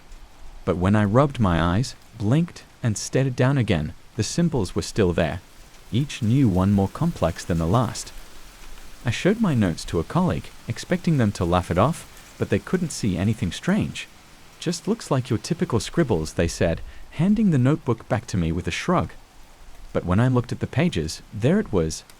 Another symbol that hadn't been there before. Larger this time, darker, as if it was starting to force itself into the margins of my thoughts. By the end of the week, I was starting to dread even touching my pen. I'd lie in bed at night, tossing and turning, and I couldn't stop thinking about the symbols. They were starting to mean something to me, at least, that's what it felt like. Even though I couldn't decipher them, they seemed to be communicating something I wasn't sure I wanted to understand. I tried to stop working on the case. I told the detectives that I needed more time, that I wasn't making any progress, but they pushed harder, telling me that more symbols had been found at another crime scene. Same warehouse, same eerie carvings in the walls. The victims, well, let's just say, they weren't in any state to offer explanations. So I pressed on, though my gut screamed at me to stop. As I copied the symbols onto my paper, it happened again. This time, my hand moved by itself. I'm not exaggerating. It wasn't some subtle muscle twitch. It was as if something had taken control of my arm. I couldn't stop writing, and I wasn't writing anything I recognized. By the time my hand stopped, my entire notebook was filled, edge to edge, with the strange symbols. I closed it, but the damage was done. I couldn't unsee them. Later that night, I dreamt of the warehouse. I was there, standing in the cold, dim light of the place. I could smell the damp rot of the old wooden beams and the staleness of decay. The symbols were glowing on the walls. They pulsed with an energy, almost like they were alive. I walked closer, and as I did, they whispered to me. The whispers weren't in any language I knew, but I understood them anyway. They told me to look deeper, to follow the patterns, to become part of the message. I woke up gasping for breath, the echoes of those whispers still rattling in my mind. And that's when I noticed my notebook was open on the desk. I hadn't opened it before going to bed. The next day, I returned to the warehouse. I had no choice. The pull was too strong. The detectives gave me strange looks when I asked to go back, but they didn't question me. I stepped inside, the cold air wrapping around me like a warning. The symbols were still there, etched into the concrete walls like scars. I approached them, my heart pounding, hands trembling. And then I saw it. A new symbol, right in the middle of the wall, one that hadn't been there before. It was the same one that had appeared first in my notes. I turned around to leave, but the door slammed shut. The lights flickered and went out, plunging me into darkness. My heart raced, and I fumbled for my flashlight. When I switched it on, I saw them, figures standing in the shadows watching me. They were covered in the symbols, their skin etched with the same markings I had spent days trying to decipher. They didn't move, didn't speak, but I felt their presence, heavy and suffocating. I backed up against the wall, the symbols glowing faintly behind me. The whispers returned, louder this time, demanding. They wanted me to understand, to join them. The figures moved closer, their bodies twisted and broken, like the victims at the crime scenes. I don't know how I got out of there. I must have blacked out because the next thing I remember is waking up at home, my notebook open beside me, Every page was filled with those cursed symbols, except for the last. The last page had a single sentence, written in perfect English. "You are next." I tried to run. I left town, went off the grid. But no matter where I go, the symbols follow. They're everywhere now, on the walls, in the sky, even in my reflection. And every time I try to ignore them, more appear. I've stopped writing them down. There's no point anymore. They're part of me now, etched into my mind, my soul. I know what they mean now. I'm part of their message. And soon, you will be too. I found the watch in a box of junk at a flea market, buried under old postcards and yellowing newspapers. The thing didn't look like much, just a brass pocket watch with a cracked face. It caught my eye for some reason, maybe because it stood out among the dust-covered knickknacks. I wasn't even into watches, but something about it felt different. The vendor was an older guy with a greasy beard and an even greasier smile. He barely glanced at the watch before giving me a price, just a couple of bucks. I figured why not? Maybe it'd be a cool thing to have sitting around. When I got home, I sat at the kitchen table and took a closer look at it. The hands weren't moving, and the time it showed, 5:47, seemed frozen. I shook it a little, twisted the knob at the top, but nothing happened. Dead, I thought. It wasn't until later that night, when I was watching TV, that I realized something strange. I'd left the watch on the coffee table and out of the corner of my eye. I saw the second hand move. Just a tiny tick. I paused the show and stared at it. The moment my eyes locked onto the watch, the hand stopped dead. I blinked, rubbed my eyes, and looked away. Out of my peripheral vision, the hand ticked again. 2 seconds this time. What the hell? I picked it up, turning it over in my hands. The thing was definitely moving, just not when I was looking directly at it. Every time I glanced away, it kept ticking. But the second I focused on it, nothing. I wasn't sure whether to be fascinated or freaked out. Over the next few days, the watch became an obsession. I started testing it, setting it on different surfaces, checking it when I walked in and out of the room. Each time I turned my back, it ticked a little further, slowly inching forward. It wasn't just moving randomly, it was actually keeping time, though only when I wasn't paying attention. Then things got weirder. I was late to work one morning, which never happened. I'd always kept track of time, had my routine down to the minute, but somehow I'd completely lost track. I hadn't even realized how late it was until I checked my phone. And this happened again and again. Each time I set the watch down, it was like time slipped away from me. I'd glance at the clock, thinking only minutes had passed, but hours were gone. One evening, I was late meeting a friend for drinks. I swore it had only been a few minutes since I'd last checked the time. But when I arrived, sweating and apologizing, my friend told me I was over an hour late. That's when I noticed the watch, still sitting on my desk at home. At first, I laughed it off, blaming the watch for messing with my sense of time. But it wasn't long before I realized it wasn't just a joke. Time wasn't slipping, something was taking it from me. The next time I left the watch alone, I made sure to time myself. I stared at the clock on my phone for exactly 5 minutes before picking the watch back up. When I looked at the time again, 20 minutes had gone by. How the hell could I have lost 15 minutes just like that? The more I used the watch, the worse it got. It started to feel like the more time I spent with it, the more time it took from me. I couldn't explain it. There was no logical reason why I kept losing track of time, why whole hours would disappear. The watch was the only thing that made sense, but that was impossible, right? It was just an old piece of metal. But I knew deep down that it wasn't normal. Every time I put the watch down, it ticked, and every time it ticked, I'd lost time. One night, I decided to leave it alone, hoping maybe it'd stop if I didn't touch it. I put it in a drawer and went to bed. When I woke up, the room was darker than usual, like it wasn't quite morning yet. I checked my phone, expecting to see the usual 7 a.m. alarm, but it was 3:47 a.m. I had slept through the whole night and into the next day. Panicking, I yanked the drawer open, grabbing the watch. It was ticking faster than before, the second hand flying around the face. I dropped it, heart racing, but when I looked away, I saw the time on my phone ticking away rapidly too, minutes vanishing every second. That's when I realized the watch wasn't just messing with my sense of time, it was eating it. Every second it ticked was another second gone from my life. Every time I left it alone, it drained me. I couldn't tell how much time I'd lost already. Days, weeks, maybe more. There was no way to know. The thought made my stomach twist. I was losing time, and I had no control over it. I tried getting rid of it. First, I shoved it in the back of a drawer, then in a box in the closet. But no matter where I put it, the ticking echoed in my ears, relentless, like it was calling to me. I couldn't stop myself from checking it, from watching as the hands spun faster and faster as my days seemed to bleed into one another. Finally, I decided to throw it out. I grabbed the watch, my hands shaking, and drove to the nearest dumpster.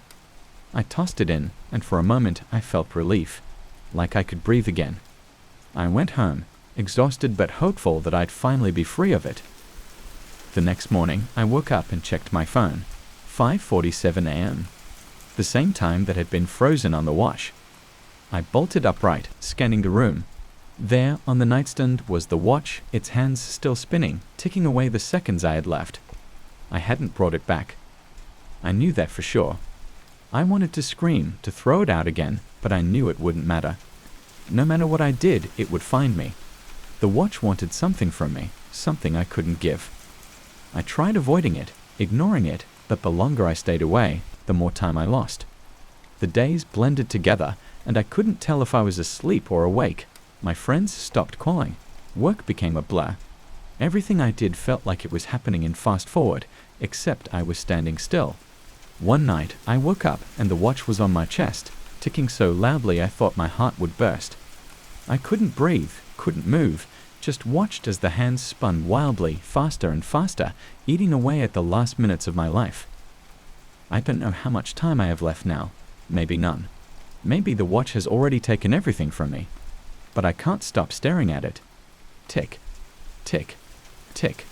And when I look away, it'll be gone, just like me. It all started on a Tuesday night. I'd been working in the garden all day, clearing out the weeds and getting ready for the colder months. The day had been tiring, so when the sun dipped below the horizon, I decided to head inside for some tea and rest. My house sits on the edge of a small town, quiet and isolated, just the way I like it. At night, the air is usually so still, you could hear a pin drop. That evening, however, as I sat by the window sipping my tea, something felt different. The garden, which had been a familiar and comforting space, now seemed off. It was subtle at first, just a nagging feeling in the back of my mind, as if something wasn't quite right. The moonlight lit the ground enough for me to see clearly, and that's when I noticed it. There was a patch of earth near the back, behind the oak tree, that looked disturbed. I knew for sure it wasn't there earlier.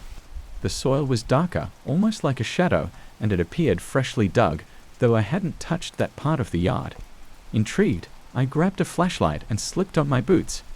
I told myself it was probably an animal or a prank by some neighborhood kids, though I hadn't seen anyone around in ages. As I approached the spot, my heart started pounding, not out of fear, but from a strange anticipation, like something was calling me closer. The moment my foot touched the area, I heard a faint, hollow sound like something underneath. I crouched down, brushing aside the leaves, and felt the ground give way. Beneath it, I uncovered a stone lid just big enough for someone to crawl through. It was a tunnel. The weird thing was, the tunnel wasn't there during the day. I'm sure of it. I would have noticed. My garden is not that big, and I'd been through every inch of it. But there it was, plain as day, or rather, as plain as night. The opening led down into the earth, the air around it cold and damp. Part of me wanted to go back inside and forget I ever saw it, but I couldn't shake the curiosity. I wanted to know where it led, why it had appeared, and why now. So, with my flashlight in hand, I crawled into the tunnel. It was a tight fit, and the walls were lined with cold, damp stones. The further I went, the colder it got. The air had a strange metallic smell to it, almost like rust, and every step I took echoed faintly, though I couldn't see far ahead. The tunnel seemed endless, winding downward in a gentle spiral, and I started to wonder how far underground I was going. I thought about turning back more than once, but something kept pushing me forward. A voice in the back of my mind, almost like a whisper, urging me not to stop. Finally, after what felt like hours, I reached the end. It opened into a large chamber, far bigger than I expected. The walls were lined with rough stone, and in the middle of the room stood a stone table covered in strange, dark stains that I didn't want to examine too closely. There were no other doors, no windows, nothing but the tunnel I had come from. I felt a strange pressure in the air, like the weight of something unseen bearing down on me. And then I heard it. A faint humming noise, low and rhythmic, as if the walls themselves were vibrating. I turned back toward the tunnel, my flashlight beam bouncing off the walls as I aimed it toward the entrance, but something wasn't right. The tunnel was gone. Panic surged through me as I ran toward where the tunnel should have been, my hands frantically searching for the opening. But there was nothing, just solid stone. I was trapped. The humming grew louder, almost deafening now, and the room began to feel smaller, as if the walls were closing in on me. I backed away, my breath coming in shallow gasps. What was happening? Where was the tunnel? The stone table in the center of the room seemed to pulse, like it was alive. The stains on its surface began to spread, forming strange symbols that glowed faintly in the dim light. I knew then that I wasn't alone. A cold breeze swept through the room, though there was no source for it. It wrapped around me, tugging at my clothes, pulling me toward the table. I fought against it, but my legs felt heavy, rooted to the ground. And then I saw them, shadows in the corners of the room. At first, they were just shapes, indistinct and murky, but as I watched, they began to take form, emerging from the darkness like figures stepping through a thick fog. Their faces were pale, gaunt, eyes hollow. They didn't walk. They floated, gliding silently toward me. My heart raced and I tried to scream, but no sound came out. I backed up until I hit the stone wall, my flashlight flickering in and out. The shadows drew closer, their mouths opening in a silent, endless scream. I had to get out. I had to find a way out, but there was no way out. The table pulsed again, brighter this time, and I felt a sharp pain in my chest, like something was squeezing my heart. I dropped the flashlight, and it clattered to the ground, the light rolling across the floor before flickering out completely. The room was plunged into darkness. I couldn't breathe. The shadows were right in front of me now, their cold breath on my face. I felt hands, cold, bony hands, grab my arms, pulling me toward the table. I struggled, kicking and clawing, but it was no use. The room spun around me, and my vision blurred. And then I heard it, a voice, soft and whispery, like the wind through the trees. "You're not the first." I froze. "What do you mean?" I choked out, my voice barely audible. The voice didn't answer. Instead, I felt myself being lifted, weightless, and carried to the table. The cold stone pressed against my back as they laid me down. The humming returned, louder than ever, vibrating through my bones. The pain in my chest intensified, and I felt something wet on my skin. Blood. My blood. I couldn't move. I couldn't scream. All I could do was lie there, staring up at the shadows as they hovered above me, their hollow eyes locked on mine. I knew, in that moment, that I wasn't getting out. The tunnel had only appeared at night, and I was never going to see daylight again. The next morning, my neighbors reported seeing a strange light coming from my garden, but when they came to check, I was gone. The house was quiet, and the garden was untouched. No sign of the tunnel, no sign of me. They wouldn't find anything. They never would. I was part of the chamber now, just like the others. And every night, when the moon was high, the tunnel would return, waiting for the next curious soul to wander inside. Just like me.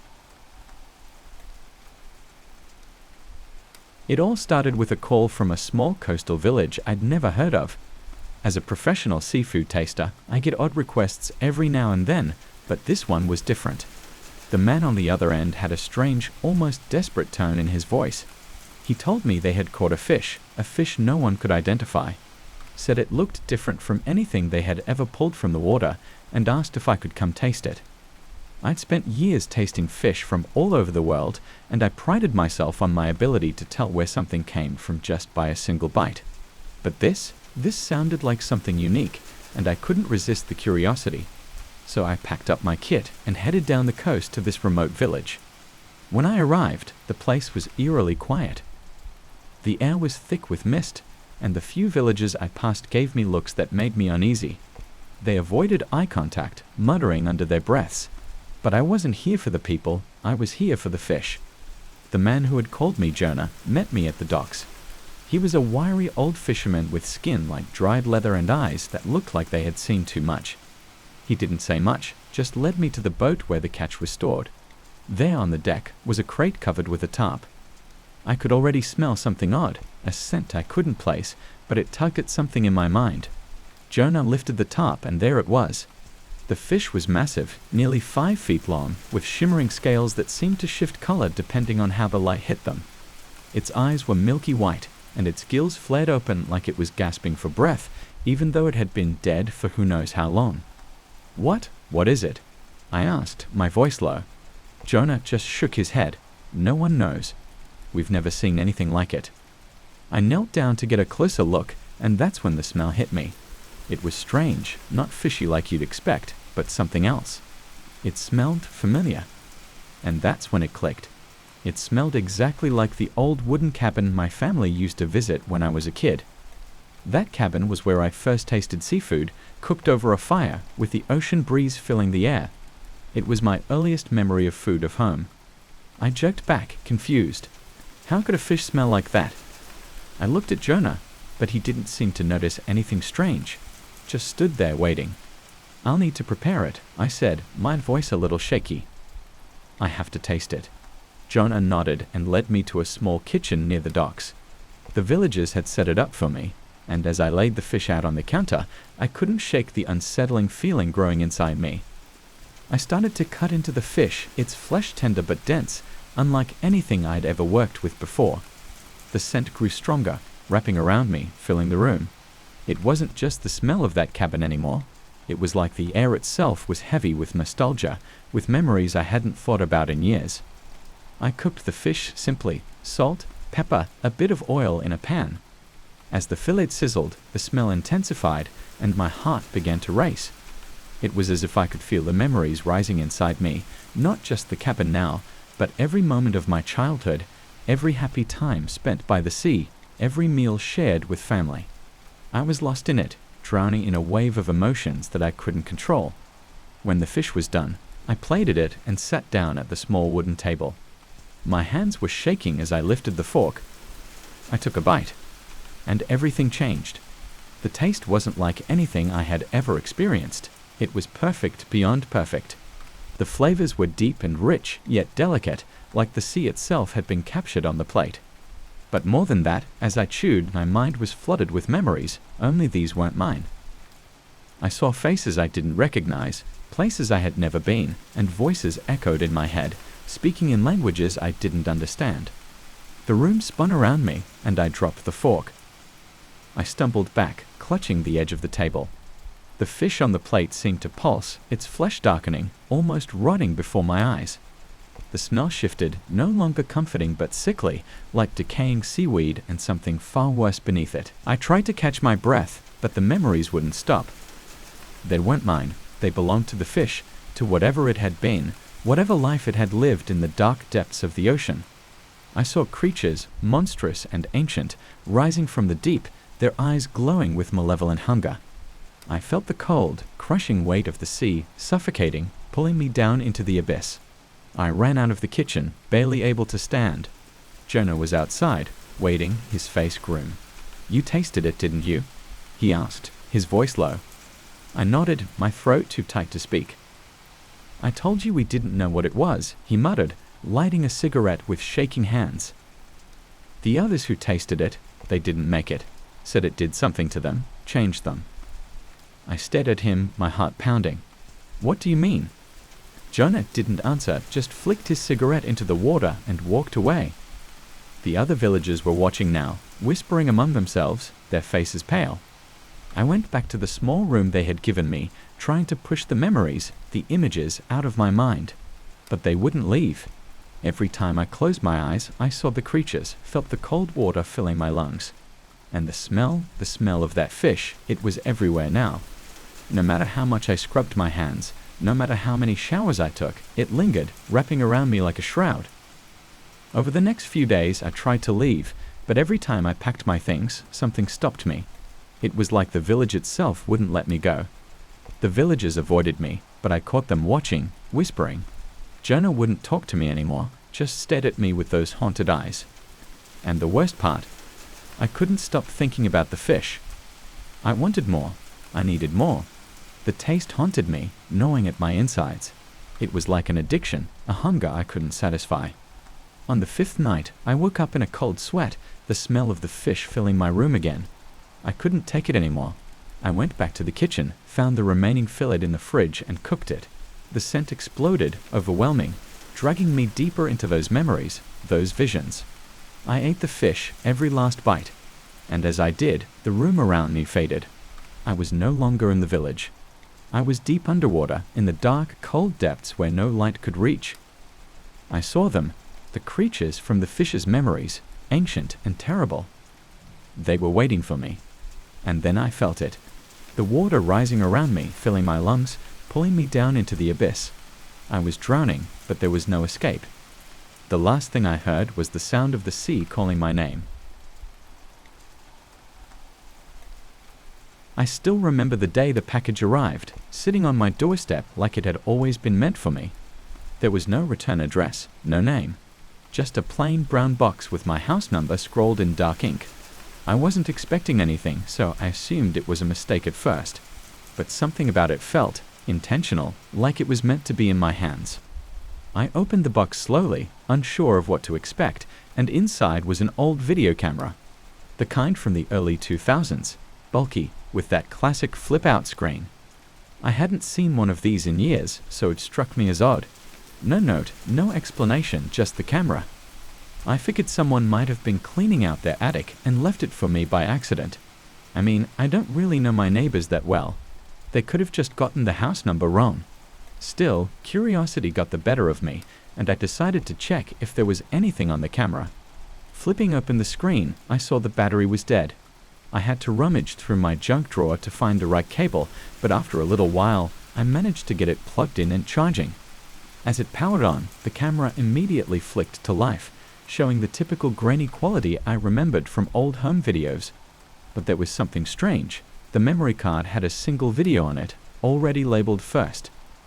I should have stopped there. I don't know why I didn't. Something inside me pushed me to press play, and I wish I hadn't. The footage started out normal, just a shot of a living room.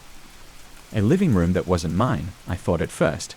But the more I looked at it, the more familiar it became. The angle was strange, like it was being filmed from behind something, and then I realized it was my living room. But how could that be? I hadn't turned the camera on, and I certainly hadn't filmed anything. Yet there it was, clear as day, my couch, my coffee table, my TV in the background. And then I saw it. A shape, dark and blurry, in the corner of the room. At first, I thought it was a trick of the light, maybe a shadow from the curtains. But then it moved. Slowly, almost imperceptibly at first, like it was watching me. It lingered in the corner for a moment before sliding out of frame, disappearing entirely.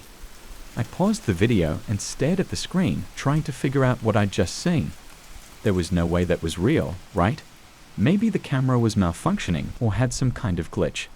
But the more I thought about it, the more unsettled I became. I checked the timestamp on the footage. It was from last night, around 2:30 a.m. I hadn't been up at that time. I hadn't even touched the camera until today. So, who filmed it? The next couple of nights were sleepless. I kept telling myself it was nothing, a prank, a misunderstanding. But deep down, I knew something was off. The camera kept drawing me back, like a compulsion I couldn't shake. I tried to forget about it, but after a few nights, my curiosity got the better of me again. I turned it on, and another video had appeared, this one labeled second. I hesitated, my thumb hovering over the play button. But of course I couldn't stop myself. I hit play, and this time, the footage started in my hallway. The camera was shaky, as if whoever was filming was walking slowly, deliberately. It moved down the hall toward my bedroom door, which was slightly ajar. I could see a figure lying in bed. It was me. The camera zoomed in, closer and closer, until the figure on the bed. I shifted, as if sensing something was watching. The The screen flickered for a moment, and the shadow returned, standing just outside the door, watching me sleep. But this time, it wasn't just a shape. I could see it more clearly, a tall, dark figure with no features. Just a silhouette looming in the doorway. My stomach dropped. I hadn't heard anything that night. I hadn't seen anything, but the camera had. I turned it off immediately, my hands shaking. Someone had been in my house. No, not someone, something. And it had been watching me. I grabbed my phone and dialed the police, but halfway through typing out the explanation, I stopped. What would I even tell them? A shadow has been filming me while I sleep. Yeah, right.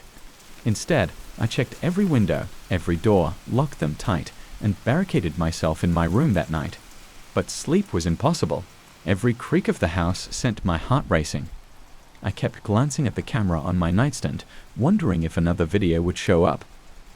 I wanted to throw it away, but something told me it wouldn't matter. Whatever was happening wasn't tied to the camera anymore. It was tied to me. The next morning, I couldn't help myself. I checked the camera again. Sure enough, there was a third video. This time, the footage was from my kitchen. The angle showed the back door, the one I had double-checked the night before. The shadow was there, standing in front of the door, but this time it was closer, much closer. I could make out details, the way it seemed to ripple, as though it wasn't fully solid. The door creaked open, and the figure stepped inside. And then, the camera angle changed. It panned up slowly, showing the ceiling, and I could hear something. A faint, low whispering that seemed to come from all around, growing louder as the shadow moved further into my house. The video cut out abruptly after that, leaving me with nothing but the ringing silence of my own thoughts. I unplugged the camera and threw it back in the box. This was insane. I couldn't take it anymore. I needed to get out of the house, clear my head. I grabbed my keys, headed for the front door, but as I reached for the handle, my phone buzzed. A notification. It was from the camera. I hadn't even turned it on, but there it was, sending me a live feed from inside my own house. I opened the video, and my heart stopped. The camera was showing me, standing at the front door, hand on the handle, about to leave. And behind me, in the hallway, was the shadow. Closer now. I dropped my phone and spun around, but the hallway was empty. My skin crawled. I grabbed my phone off the ground, trying to calm my racing heart, but then I noticed something else. The video was still playing, and as I watched, the shadow moved closer. I could see it now, inching toward me from the hallway. I ran, sprinting through the house, desperate to get away. But no matter where I went, the shadow seemed to follow. Every corner I turned, every door I opened, I could feel it behind me, just out of sight. I burst through the back door and stumbled into the yard, gasping for breath. I fumbled with my phone, deleting the camera app, throwing the device onto the grass like it was cursed. But the feeling didn't go away. Even outside, I felt it, watching me, waiting. That night, I didn't go back inside. I drove to a hotel, thinking I could escape. But when I finally closed my eyes, exhausted, the dreams started. Dreams of the shadow, standing over me watching, always watching. And when I woke up, my phone was buzzing again.